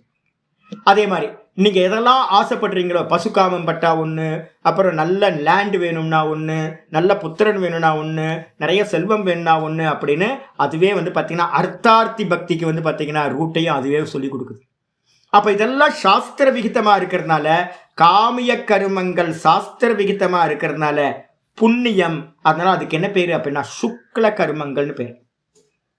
அப்போ வைதிகர்கள் எல்லாம் சங்கல்பம் பண்ணி பண்ணுறாங்கல்ல, கோயிலில் வந்து பார்த்தீங்கன்னா எல்லா கர்மத்துக்கு பின்னாடி சங்கல்பம் இருக்கா? அப்போ அதெல்லாம் என்ன சொல்லலாம்? பாப்பமா புண்ணியமா? புண்ணியம். அதெல்லாம் சாஸ்திர விகிதம், சாஸ்திரத்தில் விதிக்கப்பட்டதால எல்லா பூஜைகளும் காமிய கர்மம் எல்லாம் வந்து பார்த்தீங்கன்னா புண்ணியம். அதுக்கு பேர் இங்கே சுக்ல கர்மான்னு பேர். அடுத்தது நிஷித்தம் கிருஷ்ணம். நிஷித்தம் அப்படின்னா என்ன அர்த்தம்? பிரதிஷித்தம் அப்படின்னு பேரு. சாஸ்திரத்தில் எதையெல்லாம் நிந்தனை பண்ணியிருக்கோம், கலஞ்சம் ந பக்ஷயேத், அன்றுதம் ந ப்ரூயாத், சோமபானம் ந பிபேத், இது மாதிரி வந்து பார்த்தீங்கன்னா ஏகப்பட்ட விதிகள் வந்து பார்த்தீங்கன்னா சாஸ்திரத்தில் இந்தந்த கர்மங்களை பண்ணாத, இதை பண்ணாத, இதை பண்ணாத, இதை பண்ணாத அப்படின்னு வந்து பார்த்தீங்கன்னா மகாபாதகம், உபபாதகம், உபபாதகம் அப்படின்னு வந்து பார்த்தீங்கன்னா ஸ்மிருதிகளில் வந்து பார்த்தீங்க அப்படின்னா நிறைய பாதகங்களை வந்து பார்த்தீங்கன்னா சொல்லுது. இந்தந்த கர்மத்தெல்லாம் செய்யாத அப்படின்னு மனுஸ்மிருதி ஃபுல்லாக இதான் ஏகப்பட்ட விஷயங்களை சொல்லுது. இதை பண்ணுனா இந்த பாப்பம், இதை பண்ணா இந்த பாப்பம், இதை அனுபவிக்கணும். கருட புராணம் ஃபுல்லாக வந்து பார்த்தீங்கன்னா பயப்படுத்துறதுக்காக கருட புராணம் வச்சிருக்கு. அப்போ பாப்பங்கள் எல்லாம் எதெல்லாம் சாஸ்திரத்தில் இதை பண்ணக்கூடாதுன்னு நிஷித்தம்னு சொல்லப்பட்டிருக்கோ, நிஷித்தம்னு என்ன அர்த்தம்? விலக்கப்பட்ட கர்மங்கள், டோன்ட்ஸ். அதெல்லாத்துக்கும் பேர் என்ன பேர்னா, அதெல்லாம் நம்ம பண்ணுறோம் அப்படின்னா அது என்னது? பாப்பம். அதுக்கு பேர் தான் நிஷித்த கர்மாக்களை பண்ணணும் அப்படின்னா அது பாப்பம். பாப்பத்துக்கு என்ன ஒரு பேர்? கிருஷ்ணம்னு பேர். அப்போ வந்து பார்த்தீங்கன்னா புண்ணிய கர்மம் சுக்லம், சாஸ்திரத்தால் விதிக்கப்பட்டது காமிய கர்மங்கள். அப்புறம் சாஸ்திரத்தால் விலக்கப்பட்ட கர்மங்கள் பாப்ப கர்மங்கள் கிருஷ்ணம் அப்படின்னு பேர். சரி, இப்போ நம்ம வந்து நாள் ஃபுல்லாக நம்ம பக்கத்தில் வந்து பார்த்தீங்கன்னா ரூல் புக்கை வச்சுக்கிட்டு பண்ண முடியுமா? பக்கத்தில் ஒரு ஸ்மிருதியை, மனுஸ்மிருதியை கையில் வச்சுக்கிட்டு இந்த ரூல் இந்த ரூல் இந்த ரூல்னு காலையிலேருந்து பண்ணினீங்க அப்படின்னா உங்களால் ஜீவிக்கவே முடியாது, ரொம்ப கஷ்டம். அப்போ வந்து பார்த்தீங்கன்னா இப்போ நம்மலாம் என்ன பண்ணிகிட்டு இருக்கோம் தெரியுங்களா உங்களுக்கு? தெரிஞ்சே தப்பும் பண்ணுறோம், தெரிஞ்சே நல்லதும் பண்ணுறோம், தெரிஞ்சே கெட்டதும் பண்ணுறோம். பண்ணிகிட்டு இருக்கோமா? ஹிட் அடிக்கிறீங்களா வீட்டிலலாம்? மகா பாப்பிகளா, ஹிட் அடித்து கொள்றீங்களா நீங்கள்? மாகிம் சியாத் சர்வா பூத்தானி, எந்த உயிரையும் கொல்லக்கூடாது சாஸ்திரம் சொல்லுது. ஆனால் வந்து பார்த்தீங்க அப்படின்னா கொசுவை வந்து பேட்டை வச்சு அடிக்கிறது, இந்த பேட்டை வச்சு அடிக்கிறவங்க மட்டும் என் கையில் கிடச்சங்க என்ன ஒரு மோசம் இல்லை? அது சத்தம் வந்து பார்த்தீங்கன்னா வரும் பாருங்க, ஐயோ அப்படியே பொசுங்கி போய் அப்படியே கீழே விழுவும். நம்மளை அது மாதிரி ஏதாவது மேலே வந்து கட்டி தொங்க விட்டாங்கன்னா, நெருப்புக்கு கீழே கீழே நெருப்பை வச்சு எரிய விட்டு மேலே தொங்க விட்டாங்கன்னா இருக்குது, நரக்கம் இருக்குது. நீங்கள் எத்தனை கொசு அடிச்சிங்களோ அத்தனை வாட்டி வந்து பார்த்தீங்கன்னா கும்பி பாகம்லாம் இருக்குது அங்கே மேலே. உங்களை வந்து பார்த்தீங்கன்னா ஃப்ரை பண்ணி எடுப்பாங்க, எல்லாம் கட்டி தொங்க விட்ருவாங்க, ட்ரெஸ் இல்லாமல் கட்டி தலைக்கெல்லாம் தொங்க விட்ருவாங்க, கீழே வந்து அக்னியை போட்டு விட்ருவாங்க. அதெல்லாம் நரகத்தில் இருக்கிறது. கொசு அடிச்சியா, வா வா ஹிட் அடிச்சல்ல அப்படின்னு ஹிட் அடிக்கிறதுக்கு பதிலாக அங்கே ஒரு ஸ்பெஷல் நரகம் இருக்குது. அப்போ வந்து பார்த்தீங்கன்னா நம்ம பண்ணிகிட்டு இருக்கவே கூடவே வந்து பார்த்தீங்கன்னா என்ன பண்ணுறோம்? நல்ல பூஜைகள் பண்ணுறோம், நல்ல சத்சங்கத்தில் அட்டன் பண்ணுறோம், தான தர்மங்கள் பண்ணுறோம். இப்போ நம்ம ரெண்டுமே பண்ணிக்கிட்டு இருக்கோம். அதுக்கு தான் இங்கே ஆச்சாரியர் சொல்கிறாரு மிஸ்ரம் சுக்ல கிருஷ்ணா. மிஸ்ரம்னா ரெண்டும் கலந்தது. எது? புண்ணியமும் பாபமும் கலந்தது. அதுக்கு பேர் என்ன பேர்? சுக்ல கிருஷ்ணம் அப்படின்னு பேர். புண்ணியம் பாப்பம். இப்போ நம்ம எல்லாம் அதை அதிகமாக பண்ணிகிட்டு இருக்கோம். நல்லவங்க, நம்ம பேர் நல்லவங்க தானே பேர் நமக்கு. நல்லவனா என்ன அர்த்தம் தெரியுங்களா? ரெண்டும் கலந்து பண்ணுறான்னு அர்த்தம். தர்மாத்மா நல்லவன் அப்படின்னா புண்ணியம் பாப்பம் ரெண்டும் கலந்து பண்ணுறான் அப்படின்னு அர்த்தம். பாப்பிகள் இல்லை, இந்த பாப்பத்தை அதிகம் பண்ணுறதில்ல. அப்போ வந்து பார்த்தீங்கன்னா இந்த மூணு ஆயிடுச்சு. புண்ணியம் சுக்லம், பாப்பம் வந்து கிருஷ்ணம், புண்ணிய பாப்பம் கலந்ததுக்கு பேர் சுக்ல கிருஷ்ணம் ஆயிடுச்சு. தத்து ஏத்தத்து திரயம், இந்த மூன்றும் இந்த மூன்றும் இதரேஷாம் அயோகினாம் சம்பத்தியதே. ரொம்ப தெளிவாக இருக்கு. இந்த மூன்றும் வந்து பார்த்தீங்க அப்படின்னா யோகம் இல்லாதவர்களுக்கு, யோகி இல்லாதவர்களுக்கு, அயோகினாம்னு போட்டிருக்கு. அயோகினான்னு அர்த்தம் யோகி இல்லாத மற்ற ஜனங்களுக்கு. இதரேஷாம் சம்பத்தியதே, மற்றவர்களுக்கு சம்பந்தத்தை அடைகிறது. அப்படியே 18-12ன்னு போட்டுங்க. இந்த இதுக்கு 18-12 பகவத்கீதான்னு போட்டுங்க. கிளியரா இருக்கு. அனிஷ்டம் இஷ்டம் மிஸ்ரம் ச திரிவிதம் கர்மனக பலம். மூணு பலனையும் ஒரே இதில் சொல்லிடுச்சு. அனிஷ்டம் அப்படின்னா பாப்பம், இஷ்டம் அப்படின்னா தேவதா பிறவியை கொடுக்கக்கூடிய புண்ணியம், மிஸ்ரம் அப்படின்னா புண்ணிய பாப்பம் கலந்தது. இந்த மூன்றும் திரிவிதம் கர்மனக பலம், 3 விதமான கர்மங்கள் 3 விதமான கர்ம பலனை கொடுக்கும். புண்ணியம் பண்ணிருந்தீங்கன்னா சுக்ல கர்மா அதிகமாக இருந்துச்சுன்னா மேலே போவோம், பாப்பம் பண்ணியிருந்தா கீழே ஜென்ம நரக்க யோனிகள் கிடைக்கும். ரெண்டும் கலந்திருந்தா இந்த மனுஷ ஜென்மத்துக்கு பிறப்போம். இந்த 3 இது யாருக்கு உண்டாகும் அப்படின்னா கீதாச்சாரியர் சூப்பராக சொல்கிறார். ஏன் சுவாமி கீதையை சொல்கிறீங்க அப்படின்னா, கீதா படிக்கும்போது சொல்கிறல உபனிஷத்சு பிரம்ம வித்யாயாம் யோக சாஸ்திரே இருக்கா. அப்போ யோக சாஸ்திரத்தில் இருக்கிறதெல்லாம் அங்கே வந்து அப்படியே ஸ்லோகத்தில் இருக்கு. ஆச்சாரியார் கிருஷ்ணர் சொல்றாரு, பவதி அத்தியாகினாம் பிரேத்திய. இந்த 3 விதமான பலன்கள் யாருக்கு சாமி உண்டாகும் அப்படின்னு கேட்டா, கிருஷ்ணர் வந்து பாத்தீங்கன்னா அந்த ஸ்லோகத்துல சொல்றாரு, பவதி அத்தியாகினாம், யாரு நான் கர்த்தா அப்படின்றத தியாகம் பண்ணலையோ, கர்மப்பலன் எனக்கு வேணாம் அப்படின்னு கர்மப்பலனை தியாகம் பண்ணலையோ, அவங்களுக்கு இந்த 3 விதமான கர்மத்திலிருந்தும் 3 விதமான பலன்கள் உண்டாகும். நது சந்நியாசினாம் கொச்சித்து, சந்நியாசிகளுக்கு, சந்நியாசின்னு அர்த்தம் கர்ம பலனையும் கர்த்திருவத்தையும் யாரு தியாகம் பண்ணினாங்களோ அப்படிப்பட்ட யோகிகளா சந்நியாசம் பண்ணவங்களுக்கு வந்து பார்த்தீங்கன்னா இது சம்பவிக்காது. அப்போ அந்த ஒரு ஸ்லோகத்திலேயே இந்த சூத்திரத்தோட மீனிங் அங்க சொல்லி முடிச்சிட்டார். அப்ப 3 விதமான கர்மங்கள், புண்ணியம் பாப்பம், புண்ணிய பாப்பம் கலந்தது, இது எல்லாம் மற்ற யோகிக்கு அந்நியமா இருக்கிற மற்றவர்களுக்கு சம்பவிக்கும்னு இங்க சொல்லியாச்சு. சொன்னதுக்கு பிறகு வந்து பாத்தீங்கன்னா ஆச்சாரியார் சொல்றாரு, தச்ச திரிவிதம் ஜென்ம பிரயச்சதி. இந்த 3 கர்மங்களும் நமக்கு என்ன பண்ணும் அப்படின்னா 3 விதமான திரிவிதம் ஜென்ம, 3 விதமான ஜென்மத்தை நமக்கு பிரயச்சத்தினா கொடுக்கும். 3 கர்மங்களும் 3 விதமான ஜென்மத்தை கொடுக்கும். தது உக்தம், அதுக்கு வந்து பார்த்தீங்கன்னா சொல்லப்பட்டும் இருக்கு அப்படின்னு ஒரு கொட்டேஷன் வந்து சதாசிவ பிரம்மேந்திரர் சொல்றார். அருமையான கொட்டேஷன். இந்த சூத்திரங்கள்லாம் நமக்கு லைஃப்ல முக்கியமா தேவை. சொல்றார், சுபைராப்னோதி தேவத்வம். சுப கர்மம் அப்படின்னா சுக்ல கர்மான்னு அர்த்தம், நல்ல கர்மாக்கள். நம்ம பண்ற புண்ணிய கர்மா ரொம்ப அதிகமா இருந்துச்சுன்னா, ஒரு 60%க்கு மேல, ஒரு 70%, 80% நல்லா புண்ணிய கர்மாவா பண்ணிக்கிட்டு இருக்கோம் அப்படின்னா சுப கர்மங்கள் அப்படின்னு பேர். சுபைர் ஆப்னோதி தேவத்வம், சுப கர்மங்கள் தேவத்தன்மையை அடைய செய்கின்றது. அப்ப என்ன பண்ணலாம், 70க்கு மேல போயிடுச்சு அப்படின்னா நீங்க நல்ல கர்மாவா பண்ணிட்டு இருக்கீங்க. தான தர்மங்களும் கெட்டதுக்கு ரொம்ப 30% தான் கெட்டது இருக்கு, மீதி எல்லாம் தெரிஞ்சு நல்லா புண்ணியம் பண்ணிட்டே இருக்கீங்க. அப்படின்னும் போது வந்து பார்த்தீங்கன்னா தன்னால உங்களுக்கு தேவத்துவமானது பிராப்தி ஆயிடும், தேவதையா பிறந்துருவீங்க. இங்கேருந்து புவர்லோகம் சுவர்லோகம் காசுக்கு ஏற்ற மாதிரி. நீங்கள் வந்து பார்த்தீங்கன்னா 70% மேலே வந்து பார்த்தீங்கன்னா 71, 72, 73, 74% நம்ம பண்ணியிருப்போம்னு வச்சுங்க. அதுக்கு ஏற்ற மாதிரி வந்து பார்த்தீங்கன்னா சொர்க்கத்துக்கு கீழே புவர்லோகம் சொர்க்கலோகம் வரைக்கும் நல்லா போகலாம். அதுக்கப்புறம் வந்து பார்த்தீங்க அப்படின்னா ஆச்சாரியர் சொல்றாரு, நிஷிதைர் நாரகி கதியம். தெளிவாக இருக்கு இந்த ஸ்லோகம். நிஷித்த கர்மங்கள் அப்படின்னா சாஸ்திரத்துல விளக்கப்பட்ட கர்மாக்கள் இருக்கே. அப்ப யோசிச்சு பாருங்க, இந்த ட்ரங்கர்ஸ் எல்லாம் என்ன ஆவான். கலைஞ்ச இது சோமபானம்னா பிபேத்துன்னு இருக்கு.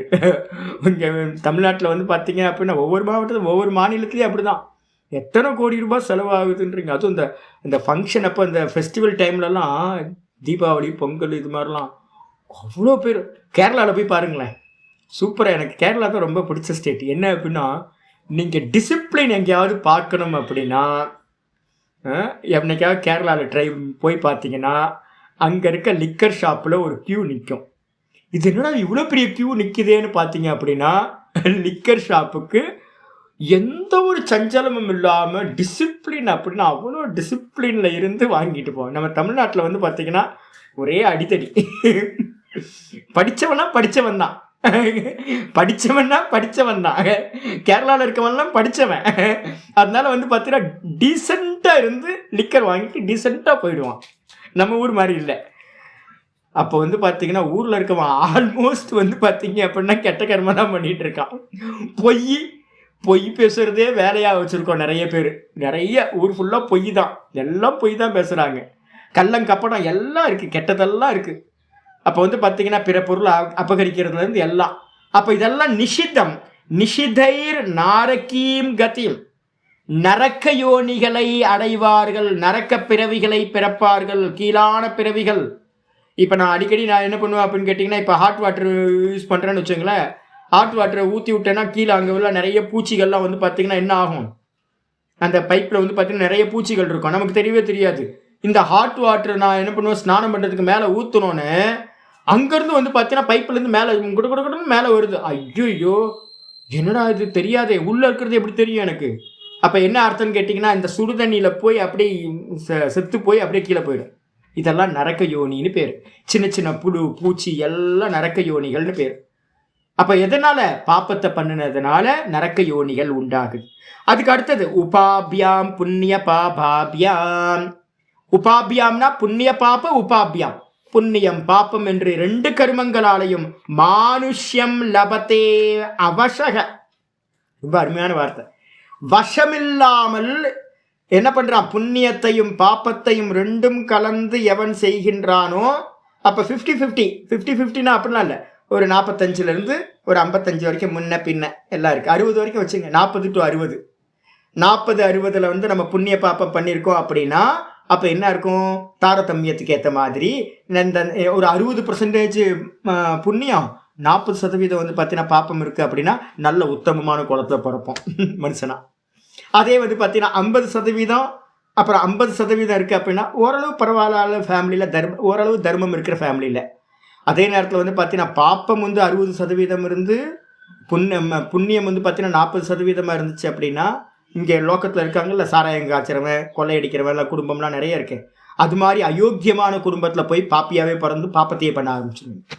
அப்போ இந்த லோக்கத்திலேயே இருக்க தாரதமியம் வந்து பார்த்தீங்கன்னா 60-40% வச்சுங்க, புண்ணியமும் பாப்பமும் கலந்து இருக்கிற வேரியேஷனை வச்சுக்கிட்டு இங்கே மனுஷ ஜென்மத்தை அடைகிறான்.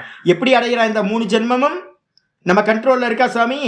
அப்போ நம்ம கண்ட்ரோலில் இல்லைங்க. அவசக அப்படின்ற வார்த்தை யூஸ் பண்ணுறார். அவசகனா நீங்கள் கர்மா பண்ணுறதுக்கு மட்டும்தான் ரைட்ஸ் இருக்குது. புண்ணியம் பண்ணிக்கலாம், பாப்பம் பண்ணிக்கலாம், 2 கலந்து பண்ணிக்கலாம்.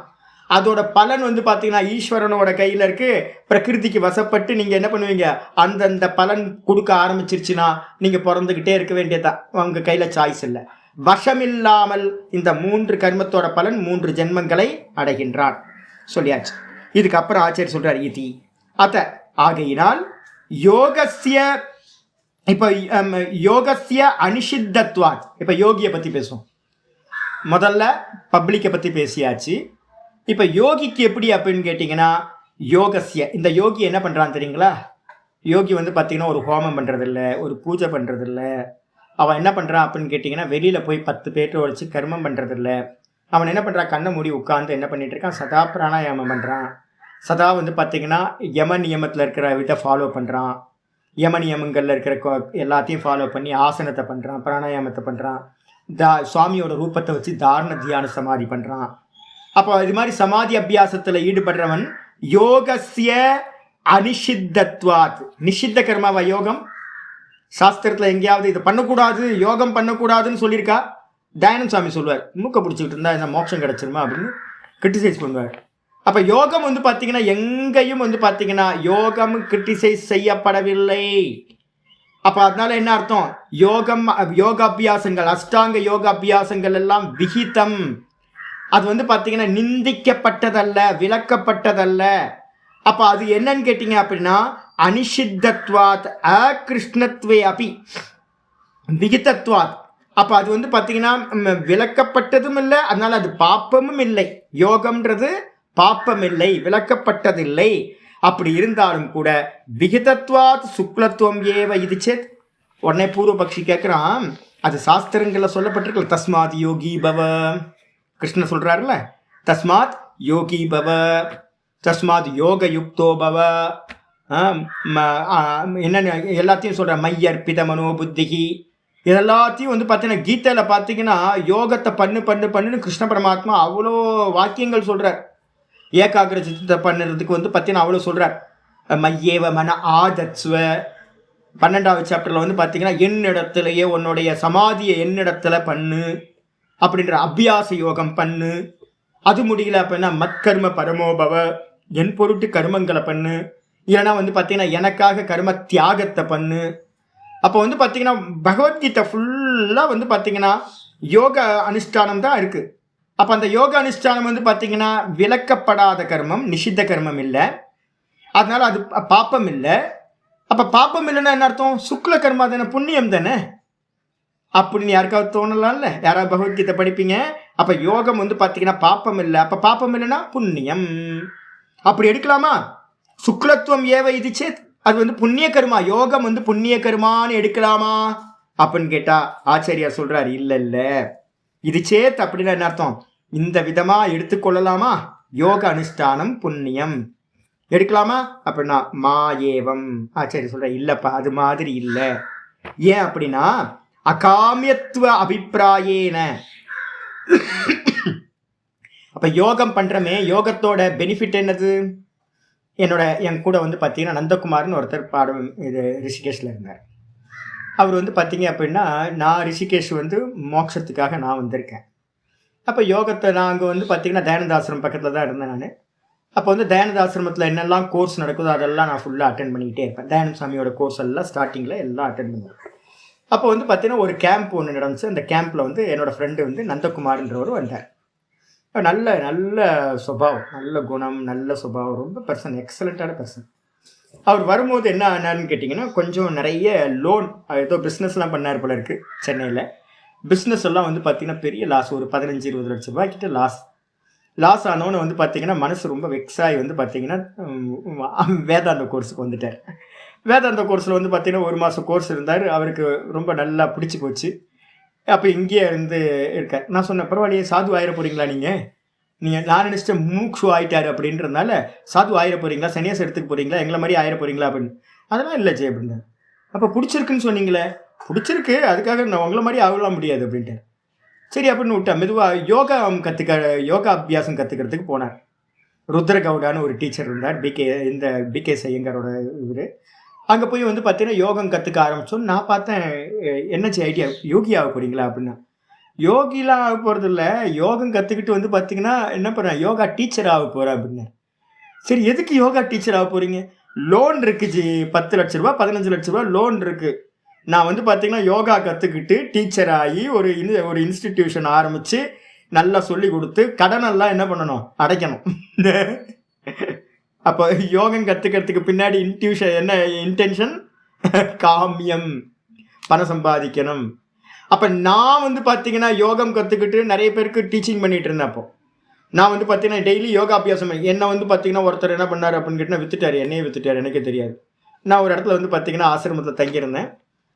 ஒரு ஏகாந்தமான ஆசிரமம், ரிஷிகேஷ்லேருந்து தள்ளி ஒரு பாண்டு வந்து பார்த்தீங்கன்னா தண்ணி ஊற்று, ஒரு நல்ல ஒரு பாண்டு, அதுலேருந்து கங்கா தண்ணி போகும். அங்கே ஒரு குட்டியாக நல்ல பேஸ் ஒன்று, அருமையான பேஸ் ஒன்று இருந்துச்சு. காலையில் எழுந்திரிச்சு யோகா பண்ணுறதுக்குலாம் அவ்வளோ அற்புதமாக இருக்கும். சுற்றி மரம், ஆள் நடமாட்டமே இல்லை, யானையும் மயிலும் தான் இருக்கும், வேறு எதுவும் இருக்காது. அங்கே நான் என்ன பண்ண ஆரம்பித்ததுக்கப்புறம் என்ன பண்ணார், ஒரு 2-3 ஃபாரினர்ஸ் வந்தாங்க. என் கூட தங்கியிருந்த ஒரு சுவாமி என்ன பண்ணார், எனக்கு இடம் கொடுத்துருந்தவர், பிரம்மச்சாரி நீ என்ன பண்ணு அப்படின்னா, இந்த வந்திருக்க ஃபாரினர்ஸ்க்கு வந்து பார்த்தீங்கன்னா ஒருத்தர் 2 பேர் வராங்க, அவங்களுக்கும் நீ சொல்லிக் கொடு அப்படின்னாரு. எனக்கு அதெல்லாம் தெரியாது, பேக்ரவுண்ட்லாம் தெரியாது. நானும் என்ன பண்ணிட்டேன்னு கேட்டீங்கன்னா, சொல்லிக் கொடுக்குறதுல என்ன இருக்குது, யோகம் தானே, யோகம் சொல்லிக் கொடுக்கணும்ல அப்படின்ட்டு நான் என்ன பண்ணிட்டேன், நான் அனுஷ்டானம் பண்ணும் போதே அவங்களுக்கும் வந்து பார்த்தீங்கன்னா சொல்லிக் கொடுத்துட்டே இருந்தேன். இது ஆச்சு, என்னாச்சு, 2 ஆச்சு, 3 ஆச்சு, 4 ஆச்சு, 5 ஆச்சு, ஒரு 5 பேராக வருவாங்க. நான் பாட்டுக்கு ரொம்ப நாளாக சொல்லி கொடுத்துட்டு இருந்தேன். நான் பண்ணும்போது அவங்களுக்கும் சொல்லி கொடுத்துட்டே போவேன். கடைசியில் இப்போ ரொம்ப நாள் கழிச்சு தான் தெரிஞ்சது என்னன்னு கேட்டிங்கன்னா 1 மணி நேரத்துக்கு ஒரு ஆளுக்கு 100 ரூபான்னு அந்த சாமியார் என்ன வச்சு வாங்கிட்டேன். ஒரு மணி நேரத்துக்கு, அப்போ நான் சொல்கிறது 20 வருஷம் 2000ல் 1 மணி நேரத்துக்கு 100 ரூபாய். அப்போ 5 பேர் வந்தாங்கன்னா, ஒரு கிளாஸ்க்கு 5 பேர் வந்தாங்கன்னா 500 ரூபாய். எனக்கு இது தெரியவே தெரியாது. அப்போ எவ்வளோ லாபம் பார்த்துங்க. யோகத்தில் வந்து பார்த்தீங்க அப்படின்னா சரியான லாபம். யோகம் மாதிரி வந்து பார்த்தீங்க அப்படின்னா, இப்போ வந்து பிகேஎஸ் ஐயங்காரோட கேஒய்எம் கிருஷ்ணமாச்சாரி யோகா மந்திரம் இருக்குல்ல, ஆரியபுரத்தில் இருக்குது சென்னையில். அவங்க என்ன வாங்குறாங்க தெரியுங்களா? ஒரு கோர்ஸ்க்கு $2000 வாங்குறாங்க. $2000 1 மந்த் கோர்ஸுக்கு $2000 வாங்க. அப்போ $2000 எவ்வளோங்க ஆச்சு எங்க? இப்போ நான் சொல்கிறது 15 வருஷத்துக்கு முன்னாடி $2000. நான் சொல்கிறது 2005 ரேட்டை சொல்லிட்டு இருக்கேன்.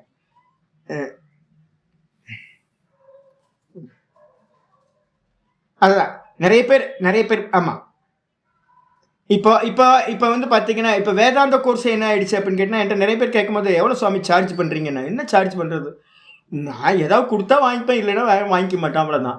இப்போ நம்ம கிளாஸில் வந்து பகவத்கீதை கிளாஸில் 85 பேர் படிக்கிறாங்கன்னா, ஒரு அதிகபட்சம் ஒரு 15 பேர் தட்சணா கொடுப்பீங்க. மீதி இருக்கிற 65 பேருக்கும் எனக்கும் எந்த சம்மந்தமுமே இல்லாமல் அவங்க பாட்டுக்கு இருக்காங்க, பாடம் படிக்கிறாங்க, போகிறாங்க. நான் இது வரைக்கும் யாருக்கும் ஃபோன் பண்ணி நீங்கள் என்ன அது ஏதாவது கொடுங்க அப்படின்னு கேட்டேன்னு கேட்டிங்கன்னா, இது வரைக்கும் யார்ட்டும் கேட்டதே இல்லை. அப்போ யோகம் வந்து பார்த்தீங்கன்னா வாஸ்தவத்தில் டீச்சர்ஸ் என்னன்னு கேட்டிங்கன்னா, ட்ரெடிஷ்னலாக இருக்கிற டீச்சர்ஸ் யோகத்தை சொல்லி கொடுக்கறதுக்கோ இல்லை வந்து பார்த்தீங்கன்னா வேதாந்தத்தை சொல்லி கொடுக்கறதுக்கோ எந்த இதுவும் வாங்க மாட்டோம். எதிர்பார்ப்பே இருக்காது. அப்போ எதிர்பார்ப்பு இல்லாமல் பண்ணுறதுன்னு ஒரு மெத்தடு, அது ட்ரெடிஷ்னலாக டீச்சர்ஸ் பண்ணுறது. ஆனால் அந்த யோகத்தையே வந்து பார்த்தீங்கன்னா நந்தகுமார் என்ன பண்ணாருன்னு கேட்டிங்கன்னா, யோகம் படித்து வந்து பார்த்தீங்க அப்படின்னா இப்போ வந்து மலேசியா, சிங்கப்பூர் அது மாதிரி ஒரு குறைஞ்சபட்சம் அவருக்கு வந்து பார்த்தீங்கன்னா ஒரு 10-20 சென்டர்ஸ் இருக்குது. நல்லா சம்பாதிச்சிட்டார். அவர் நினச்சது வந்து பார்த்தீங்கன்னா 15 லட்சம் அப்படின்னு. அவர் வந்து பார்த்தீங்கன்னா இப்போ லேண்டெல்லாம் வாங்கி போட்டு, அதெல்லாம் கோடிக்கணக்கில் லேண்ட்லாம் வாங்கி போட்டார். ஏகப்பட்ட வருமானம் வந்து பார்த்தீங்கன்னா பண்ணியாச்சு. அப்போ அந்த யோகம் என்னது? அப்போ அவர் பண்ண யோகம் வந்து சகாமம் என்ன பண்ணோம்? புண்ணியமா பாப்பமா? புண்ணியம் நல்ல கர்மா தானே. யோகம் நல்ல கர்மா, நல்லது தானே டிஸ்ட்ரிபியூட் பண்ணுறாங்க. அப்போ நல்லதை டிஸ்ட்ரிபியூட் பண்ணுறாங்க, ஆனால் வந்து ஆசையோடு பண்ணாங்க. அப்போ ஆசையோடு பண்ண காரணத்தினால அது புண்ணிய கர்மா. அதே நேரத்தில் இப்போ என்ன மாதிரி யாராவது அபியாசம் எதை பண்ணாலும் ஃப்ரீயாக தான் பண்ணி கொடுக்கணும், எதை பண்ணாலும் எது டிமாண்ட் இருக்கக்கூடாது, ஈஸ்வரனாக பார்த்து என்ன கொடுத்தாலும் போதும் அப்படின்னு நிறைய டீச்சர்ஸ் வந்து அனாதி காலத்துலேருந்து நல்ல சன்னியாசிகள் என்ன பண்ணுறாங்க, நிஷ்காமமாக பண்ணுறவங்க இருக்கும். அப்போ அவங்கெல்லாம் என்ன பண்ணுறாங்க? ஆச்சாரியார் இங்கே சொல்கிறாரு, அகாமியத்துவ அபிப்பிராயேன. அகாமியம்னு என்ன அர்த்தம்? எந்த ஒரு ஆசையும் இல்லாமல் நம்மள்கிட்ட இருக்கிறத எல்லாத்தையும் கொடுக்கணுன்ற ஒரே எண்ணத்தோட பண்ணுறதுனால சுக்ல கிருஷ்ணத்துவ அபிதானாத். அந்த இடத்துல தமிழில் ஆன்னு ஒரு வார்த்தை விட்டு போயிருக்கு பார்த்தீங்க. அசுக்ல கிருஷ்ணன் எழுதிக்கலாம். இதில் அசுக்ல கிருஷ்ணத்துவ ஆயிடும். அசுக்ல கிருஷ்ண இருக்கா எங்கன்னு பார்த்துட்டீங்களா? அந்த 1 2 3 4வது லைன் அபிப்பிராயேன அப்படின்னு இருக்குல்ல. அபிப்பிராயே இல்லைன்னா அங்கே சேர்த்துட்டீங்க அப்படின்னா ஒரே வார்த்தையாக்குனீங்கன்னா ஆ இருக்கு, அந்த இடத்துல ஒரு ஆ இருக்கு. அபிப்பிராயேனா இருக்கு. அபிப்பிராயேன ஒரு ஆ போட்டுக்கிட்டீங்கன்னா, அபிப்பிராயேன அந்த கால் எழுத்தை எடுத்துட்டு ஒரு ஆ போட்டுங்க. கால் எழுத்தை எடுத்துட்டு ஒரு ஆ போட்டிங்கன்னா அசுக்ல கிருஷ்ணத்துவ அபிதானாத். அப்போ யோகிகள் செய்யக்கூடியது வந்து பார்த்தீங்க அப்படின்னா நிஷ்காமமாக எந்த யோகிகள் எந்த வேதாந்திகள் பண்ணுறாங்களோ அந்த கர்மா என்ன ஆகிடும் உங்களுக்கு? அசுக்ல அகிருஷ்ண. இப்போ வந்து பார்த்தீங்கன்னா வேதாந்திகள் என்ன பண்ணுறாங்க தெரியுங்களா? நான் யோகிகளோட ஒன் சைடு சொல்லிட்டேன். இப்போ வந்து சின்மயா மிஷின், தயானந்தா மிஷின் மாதிரியான மிஷின்லலாம் வந்து பார்த்தீங்கன்னா என்ன பண்ணுறாங்க, இப்போ ரெகுலராக ஒரு இடத்துக்கு போகிறோன்னு வச்சுங்களேன், இந்த இடத்துல ஓங்காரசாமியோடது எனக்கு தெரியும். ஓங்காரசாமியோட ப்ரோக்ராம் எல்லாம் வந்து பார்த்திங்கன்னா வருஷம் ஃபுல்லாக வந்து ஒரு ட்ரிப் இருக்கும். சிங்கப்பூர் போனால் 10 லட்சம், நாரதகான சபா வந்தால் 5 லட்சம், மும்பை போனால் 8 லட்சம், அமெரிக்கா போனால் 10 லட்சம் 15 லட்சம் அப்படின்னு வந்து திருப்பூருக்கு போனால் 2 லட்சம், கோயம்புத்தூர் போனால் 4 லட்சம் அப்படின்னு வந்து பார்த்திங்கன்னா ஒரு ஃபிக்ஸ் ஆகிடும் எல்லா ரேட்டும். வேதாந்தம் சொல்லி கொடுக்கறது என்னது? வேதாந்தம். அப்போ அந்த வேதாந்தத்துக்கு வந்து பார்த்தீங்கன்னா இங்கெங்கே போனால் இந்தந்த பணம் கிடைக்கும் அப்படின்றது வந்து பார்த்தீங்கன்னா நல்லா இவங்களுக்கு தெரியும். இவங்க என்ன பண்ணுவாங்க, ஒரு ப்ரோக்ராம் போடுவாங்க, ஒரு பில்டிங் கட்டுறதுக்கு கன்ஸ்ட்ரக்ஷன் ஆரம்பிப்பாங்க. ஐயோ பில்டிங் கட்டணுமே, பணம் இருக்கு, அங்கே போனால் போதும், இங்கே போனால் போதும் ப்ரோக்ராம் வந்து பார்த்தீங்கன்னா, அப்போ நீங்கள் பண்ணுறது வேதாந்தமாகவே இருந்தாலும் கூட காமம் இருக்கா? அப்போ காமம் இருந்தால் அது என்னது? சுக்ல கர்மாவாயிடும், புண்ணிய கர்மாவாயிடும்.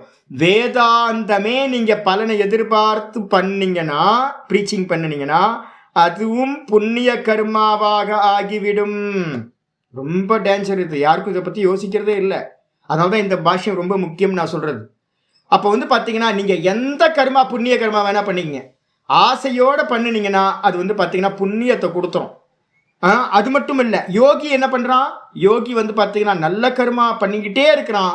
ஆனால் வந்து பார்த்தீங்கன்னா ஒன்றுத்து மேலே ஆசை இல்லை. ஈஸ்வரார்ப்பணம் ஈஸ்வரார்ப்பணம் ஈஸ்வரார்ப்பணம், பகவான் அடையிறதுக்காக நான் பண்ணுறேன், சித்தசுத்திக்காக நான் பண்ணுறேன், ஆத்ம சுத்தியே அப்படின்னு கீதாவில் வந்து பார்த்தீங்கன்னா என்னது ஃபுல்லாக ஆரம்பத்தில் என்னது, காயேன மனசா புத்தியா, காயேன மனசா புத்தியா கேவலைர் இந்திரியைரபி யோகின கர்ம குர்வந்தே சங்கம் தெக்த்வாத்ம சுத்தையே.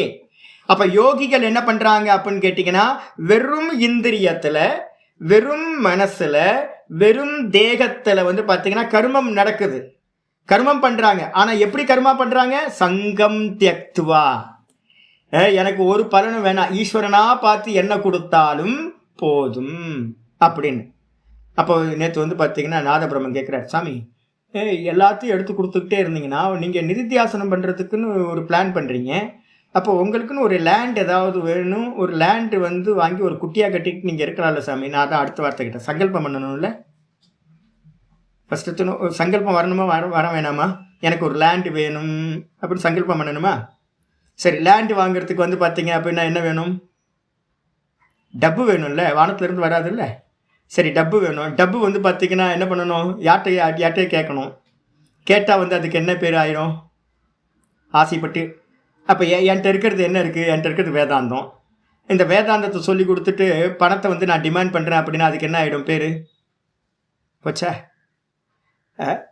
எல்லாம் போச்சா? அப்போ நான் பண்ணுறது என்ன ஆகிடும்? மோட்சத்தை கொடுக்காம இந்த இது வேதாந்தம் புண்ணிய கர்மாவாக ஆகிடும், பலனை எதிர்பார்த்தேன் அப்படின்னா.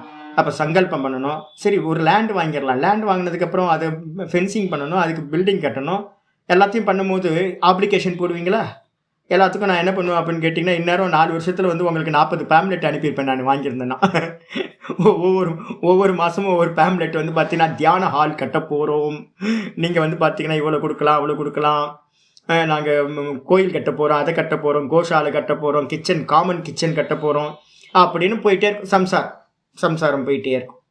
நீங்கள் எப்போ வந்து ஒரு கர்மா பண்ணி அது வந்து பார்த்தீங்கன்னா எக்ஸ்பெக்ட் பண்ணினீங்களோ அப்போ அது புண்ணிய கர்மா முடிச்சு போச்சு.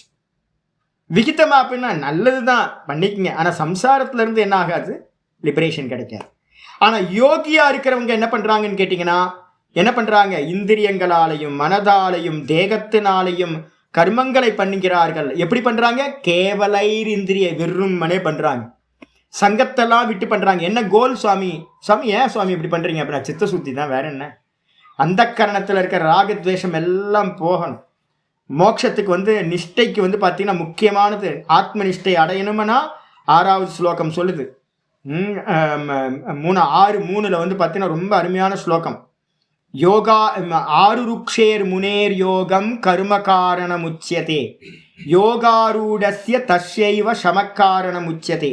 நீங்கள் யோகம்னு சொல்லக்கூடிய சமநிலையை அடையணும், மனசோட சமநிலையை அடையணும் அப்படின்னா கர்மத்தை நிஷ்காமமாக கர்மம் பண்ணுறது தான் சாதனம். ஒருவேளை நீங்கள் அந்த நிஷ்காமத்தை பண்ணி சமத்தன்மையை அடைஞ்சிட்டிங்க அப்படின்னா யோகி ஆயிட்டீங்கன்னு அர்த்தம். யோகி ஆயிட்டீங்க அப்படின்னா, சமநிலை அடைஞ்சாச்சு அப்படின்னா எல்லா கர்மத்தையும் விட்டுட்டு வந்து நிஷ்டையை சம்பாதிக்கிறது. அப்போ நிஷ்டையை சம்பாதிக்கிறதுக்கு சமநிலை அவசியம். சமநிலைக்கு என்ன வேணும்? நிஷ்காம கர்மம் வேணும். அப்போ நிஷ்டைக்கு எது சாதனம் அப்படின்னு கேட்டிங்கன்னா நிஷ்காமிய கர்மம் தான் சாதனம். அப்போ நான் ஏதாவது ஒரு சங்கல்பம் பண்ணி எதையாவது பண்ணேன்னா போச்சுங்க, போச்சு. 30-25 வருஷமாக வந்து ஒரு மெதுவாக நல்லா பண்ணிக்கிட்டே வந்து திடீர்னு ஒரு ஆசை வயப்பட்டு ஏதாவது கர்மம் பண்ணோம், போச்சு, மொத்தம் போச்சு, எல்லாம் போயிடும். அப்போ அதனால என்னன்னு கேட்டிங்கன்னா எதையும் பண்ணக்கூடாது, விற்கவே கூடாது. சன்னியாசி வந்து பார்த்தீங்கன்னா விற்கவே கூடாது எதையும். எங்கள்கிட்ட இருக்க பொருள் எல்லாம் ஃப்ரீயாக தான் கொடுப்போம் எல்லாத்துக்கும் மொழியே. இது இந்த அமௌண்ட் இதுக்கு அப்படின்னு எதையா வாங்கிட்டுலாம் கொடுக்கறதுலாம் எல்லாத்தையும் ஃப்ரீ தான். எடுத்துங்க யாருக்காவது சாமி எல்லாத்துக்கும் பயன்படுத்தும், எல்லா பொருளும் எல்லாத்துக்கும் பயன்படுத்தும், அப்படி தான் கொடுக்கறது. அப்போ பாப்பம் வருமா அப்படின்னு கேட்டிங்கன்னா, நாங்கள் பண்ணுற எந்த கர்மமும் புண்ணியமும் இல்லை பாப்பமும் இல்லை. விளக்கப்பட்ட கர்மங்களை பண்ணுறதில்ல, அப்படியே விதிக்கப்பட்ட கர்மங்களை பண்றது கூட வந்து பார்த்தீங்கன்னா நிஷ்காமமா பண்றோம். அப்படி பண்றதுனால என்னன்னு கேட்டீங்கன்னா அசுக்ல அகிருஷ்ணத்துவ அபிதானாத். அப்ப யோகிகளோட கர்மம் சுக்லமும் இல்லை கிருஷ்ணமும் இல்லை, புண்ணிய பாப்பம் இல்லாதது அப்படின்னு சொல்லப்படுகிறது. அதத்து சித்த சுத்தி என்னது தப்பா இருக்கு ஏதோ அத்தக அத்தத்துன்னு இருக்கு, அத்தகன்னு இருக்கணும். அங்க தமிழ்ல வந்து பார்த்தீங்கன்னா அத்தத்து இருக்கு பாருங்க. இத்தை அடிச்சிருங்க, இத்தை அடிச்சுட்டு வந்து பார்த்தீங்கன்னா விசர்க்கம் போட்டுங்க. அத்தக ஆகையினால், அத்தத்துனா இல்லை அத்தக, அத்தகனா ஆகையினால் சித்த சுத்தி விவேக்கியாதி துவாரா வார்த்தை போடுறாரு பாருங்க. என்ன நடக்கும்? நம்ம நிஷ்காமியமா எந்த கர்மா பண்ணாலும் பலன் வேணாம் பலன் வேணாம் பலன் வேணான்னு நிஷ்காமியமா பண்ண பண்ண பண்ண சமத்துவம் யோக உச்சியதே. யோகம்னா என்னது? மனசோட சமநிலை கிடைச்சிடும், ராகத்வேஷம் இல்லாத சமநிலை. அப்ப ராகத்வேஷம் இல்லாத சமநிலை கிடைச்சிருச்சுன்னா உங்களுக்கு அந்த கரண சுத்தி உண்டாயிடுச்சுன்னு அர்த்தம். யோகின கர்ம குருவந்தி ஆத்மசுத்தையே, ஆத்மசுத்திக்காகத்தான் யோகிகள் கர்மா பண்றாங்க நிஷ்காமமா. அப்ப அந்த ஆத்மசுத்தி வந்துருச்சு அப்படின்னா மனசு வந்து என்ன ஆயிடுச்சு? ராகத்வேஷம் இல்லாம சமநிலைக்கு வந்துருச்சுன்னு அர்த்தம். அந்த சமநிலை அதான் சொல்ற சித்த சுத்தி. என்ன பண்ணுவோம்? நிஷ்காமிய கர்மம் சித்த சுத்தியை கொடுத்து கூட என்னது அடுத்து சாஸ்திரம் சொல்ற விவேக கியாதி. விவேக கியாத்தினா நித்திய அனித்திய விவேகம். எங்க? பரம்பிரசங்கியானம் வரைக்கும் போகும். பரம்பிரசங்கியானம் வரைக்கும் வந்து பார்த்தீங்க அப்படின்னா இது வேற நான் வேற, இது வேற நான் வேற, இது வேற, இது நான் திரஷ்டா இது திருஷ்யம், நான் திரஷ்டா இது திருஷ்யம், நான் ஆத்மாவா இருக்கேன் இது அனாத்மாவா இருக்கு அப்படின்னு விவேகம் பண்ணி, விவேகம் பண்றதுக்கு பேர் விவேக கியாத்தின்னு பேர். நம்ம பரம்பிரசங்கியானத்தில் என்ன பண்றோம்? அந்நியதா கியாத்தின்னு சொல்றோம். அந்நியதா கியாத்தியும் விவேக கியாத்தியும் என்னது? ரெண்டும் ஒன்று. விவேக கியாத்தின்னு பேர். அந்த விவேக ஞானம் மூலமா துவாரா, விவேக கியாதி துவாரா மோக்ஷ, மோக்ஷ ஏக பலம், மோக்ஷம் மட்டும்தான் ஒரே பலன். அப்போ வந்து பார்த்தீங்கன்னா நம்ம கோல் என்ன அப்படின்னு கேட்டிங்கன்னா, யோகிகளோட கோல் என்னப்பா அப்படின்னா மோக்ஷம். நம்ம பண்ணுற கர்மத்தோட எல்லா நிஷ்காமிய கர்மம் ஒன்றும் வேணாம், இந்த லோகத்தில் இருக்க ஒன்றும் வேணாம். என்ன அப்படின்னு கேட்டிங்கன்னா மோக்ஷம் ஒரே பலனை உத்தேசம் பண்ணி முமுட்சுக்கள் யோகிகள் வந்து பார்த்தீங்கன்னா கர்மம் பண்ணுறாங்க. ஒரே பலன் மோட்ச பலன் மட்டும். அதனால அசுக்ல கிருஷ்ணம் யோகின கர்ம இத்தியர்த்தக. அப்போ யோகிகளோட கர்மம் அசுக்ல கிருஷ்ண. அப்போ என்ன அர்த்தம்? புண்ணியமும் இல்லை பாப்பமும் இல்லாத அசுக்ல கிருஷ்ணம் யோகின கர்ம இத்தியர்த்தக சொல்லியாச்சு. அப்போ மற்றவங்களுக்கெல்லாம் புண்ணியம் பாப்பம் ரெண்டும் கலந்த மிஸ்ரம். யோகிகளுக்கு புண்ணியமும் இல்லை பாப்பமும் இல்லை அப்படின்னு 4வது கர்மா. அந்த 4வது கர்மாக்கு என்ன பேர்? யோகிகளோட கர்மத்துக்கு அப்படின்னா ஆபாச கர்மா அப்படின்னு பேர். ஆபாசனா எரிஞ்ச கயிறு மாதிரி. எரிஞ்ச கயிறுனா என்ன அர்த்தம்? பார்க்கறதுக்கு வெளியில கயிறு இருக்குல்ல, நீங்க பார்த்துருக்கீங்களா? அது நான் வந்து பார்த்தீங்கன்னா ஒரு இடத்துல ஒரு ஃபயர் ஆக்சிடென்ட் நடந்தப்போ நான் பார்த்தேன். இது ஒரு வீடு வந்து பார்த்தீங்கன்னா ஃபயர் ஆக்சிடென்ட் ஆகி எரிஞ்சு போச்சு. ஒரு குடிசை வீடுனா தோட்டத்து வீடு எரிஞ்சு போனோன்னே அந்த தோட்டத்தில் என்ன பண்ணியிருந்தாங்கன்னா அந்த முரட்டு கயிறு இருக்குல்ல, தாம்பு கயிறு, தாம்பு கயிறை வந்து பார்த்தீங்கன்னா சுருட்டி தான் வைப்பாங்க நம்ம. அப்போ அந்த நல்லா ரவுண்ட் பண்ணி சுருட்டி வந்து பார்த்தீங்கன்னா அந்த தாம்பு கயிறு வச்சுருந்தாங்க. அந்த குடிசை எரிஞ்சு போனதுக்கு பிறகு உள்ளே போய் பார்த்தா அந்த கயிறு அப்படியே இருக்கு, அப்படியே இருக்கும். ஆனால் வந்து பார்த்தீங்கன்னா எரிஞ்சு போச்சு. வெளியில் பார்க்கறதுக்கு எரியாத மாதிரியே அப்படியே பூரணமாக இருக்கிற மாதிரி தெரியுது. நாங்கள் போய் அதை எடுத்து இப்படி ரவுண்டு பண்ணலாம் அப்படின்னு அப்படி எடுத்தா டப்ப டப்ப டப்பன்னு ஒடிஞ்சு விழுவுது. அப்போ பார்க்கறதுக்கு வந்து எரியாத மாதிரி தெரியுது, ஆனால் வந்து பார்த்தீங்கன்னா எரிஞ்சு போச்சு, சாம்பலாக போச்சு. அதே மாதிரி யோகிகள் நிஷ்காமியமாக யாரெல்லாம் நம்மெல்லாம் இருக்கலாமே, எத்தனை கர்மா பண்ணுறோமோ, எந்தெந்த கர்மாக்கள்லாம் நம்ம வந்து நிஷ்காமியமாக பண்ணுறாமோ அந்த கர்மாக்கள் எல்லாமே பலன் கொடுக்காது, பந்தப்படுத்தாது. அதனால அதுக்கு பேர் ஆபாச கர்மான்னு பேர். வெளியில பார்க்கறதுக்கு கர்மா மாதிரி இருக்கும், ஆனா அது நம்மளை பந்தப்படுத்தாது, கட்டாது அப்படின்னு எடுத்துக்கணும். இதுக்கப்புறம் வந்து பார்த்தீங்கன்னா 8வது சூத்திரம் ஆரம்பிக்குது, வாசனையை பற்றி ஆரம்பிக்குது. வேகமாக சொன்னோன்னா நல்லா இருக்காது, நம்ம நவமி அன்னைக்கு இதை பார்த்துக்கலாம். ஓம் பூர்ணமத பூர்ணமிதம் பூர்ணாத் பூர்ணமுதச்சதே பூர்ணஸ்ய பூர்ணமாதாய பூர்ணமேவாவசிஷ்யதே. ஓம் சாந்தி சாந்தி சாந்தி. ஹரி ஓம். ஸ்ரீ குருபியோ நமः. ஹரி ஓம். காமான்ய காமயதே மன்யமானக ச காமபிர்ஜாயதே தத்ர தத்ர. பர்யாப்த காமஸ்ய கிருதாத்மனக அத்தைவ சர்வே பிரவிலீயந்தி காமாக. முண்டக்கோபனிஷத்தில் ஒரு மந்திரம். யார் யார் எதை எதை காமப்பட்டு ஆசைப்பட்டு கர்மா பண்ணுறோமோ அந்த கர்மா என்ன பண்ணும், புண்ணியமாக போய் சஞ்சிதத்தை போய் சேர்ந்துடும் பேங்க்கில். அந்த கர்மா வந்து என்ன பண்ணும், வெயிட் பண்ணிக்கிட்டே இருக்கும். எப்போ பலன் கொடுக்கறது எப்போ பலன் கொடுக்கறதுன்னு வெயிட் பண்ணிக்கிட்டே இருக்கும். அப்போ வந்து பார்த்தீங்கன்னா நீங்கள் ஆசைப்பட்டு பண்ண கர்மா அதுக்கப்புறம் ஜென்மத்தை கொடுத்துக்கிட்டே இருக்கும். மெச்சூரிட்டி ஆகி இது மாதிரி தான் நமக்கு பிறவி கிடச்சிக்கிட்டே இருக்குது. அப்போ யாரெல்லாம் பிறவி வேண்டேன்னு அப்படின்னு நினைக்கிறோமோ அவங்கெல்லாம் ஃபஸ்ட் எடுத்தோன்னு என்ன பண்ணணும், பர்யாப்த காமஸ்ய மெதுவாக என்ன பண்ணணும், காமங்களை வந்து நீக்கிக்கிட்டே இருக்கு. எந்த கர்மா பண்ணாலும் ஒன்றும் வேணாம். என்ன கிடைக்குதோ ஈஸ்வரனாக பார்த்து என்ன கொடுக்குறாரோ கொடுக்கட்டும். ஏன்னா எந்த கர்மா இருந்தாலும் ஆக்ஷன் ரியாக்ஷன் இருக்குமா. இந்த ஜென்மத்தில் ஏற்கனவே பண்ண கர்மத்தோட பலன் தானே இப்போ கிடச்சிக்கிட்டு இருக்கு, பிராரப்தம். அப்போ பிராரப்தம் புஷ்யதி வப்பு, பிராரப்தம் இந்த ஜென்மத்தில் கொடுக்கும், பலன் கொடுக்கும். அப்போ வந்து பார்த்தீங்கன்னா என்ன கிடைக்குதோ அதை மட்டும் வச்சுக்கிட்டு ஆனந்தமாக புதுசாக எதையும் கிரியேட் பண்ணாமல் நிஷ்காமியமாக பண்ணிக்கிட்டே போகிறது. அப்போ மெதுவாக அனுபூதி கிடைக்கும் போது என்ன ஆகும், நான் மெதுவாக சாஸ்திர விசாரம் பண்ணி மனனமும் பண்ண தெரிஞ்சிடும். நான் பண்ணவில்லை, யார் பண்ணுறா, பிரகிருதி பண்ணிக்கிட்டு இருக்கு எல்லாத்தையும். 3 குணங்கள் தான் காரியம் பண்ணுது, நான் பண்ணவில்லை அப்படின்ட்டு அவன் என்ன பண்ணுவான், கர்த்திருவத்தை விளக்கிப்பான். நான் போகம் பண்ணவில்லை, நான் பார்க்கிறவன், தேகம்தான் போகம் பண்ணுது அப்படின்னு இந்த நான் பண்ணலை அப்படின்னு நான் கர்த்தாவும் இல்லை போக்தாவும் இல்லைன்னு ஒதுங்கிப்பான். அதுக்கப்புறம் வந்து பார்த்தீங்கன்னா காமங்கள் எல்லாம் இவனை விட்டு என்ன ஆகிடும், மொத்தமாக இல்லாமல் போயிடும். எந்த ஒரு காமமும் இல்லை, இதெல்லாம் சொப்பன மாதிரி அப்படின்ட்டு வந்து பார்த்தீங்கன்னா ஞானத்தை நல்லா அடையும் போது பர்யாப்த காமஸ்ய, எவனுடைய காமங்கள் முழுமையடைஞ்சு விட்டதோ, ஆத்ம காமனா இருந்தால் அப்போ ஆத்மாவும் அடையப்பட்டதானது பிறகு நிஷ்காமனா அகாமனா ஆயிடுறான். அப்போ அவனுடைய காமங்கள் என்ன ஆகுது, எல்லா காமங்களும் இல்லாமல் போனதுனால இங்கேயே அவன் என்ன ஆகுறான்னு கேட்டிங்கன்னா எங்கேயும் போகிறதில்ல. இந்த பிராணன் வெளியில் போகணும்ல அடுத்த சரீரத்துக்கு, அது மாதிரி போகாமல் என்னாகும், அத்தைவ பிரவிலீயந்தே. இந்த ஹிருதயத்திலேயே வந்து பார்த்தீங்கன்னா இவனோட சூக்ஷ்ம தேகம் எங்கேயும் வெளியில் போகாமல் அவனுடைய பிராணன் இந்த ஹிருதயத்திலேயே அடங்கிவிடும், முடிஞ்சு போச்சு, லயமாயிடும்.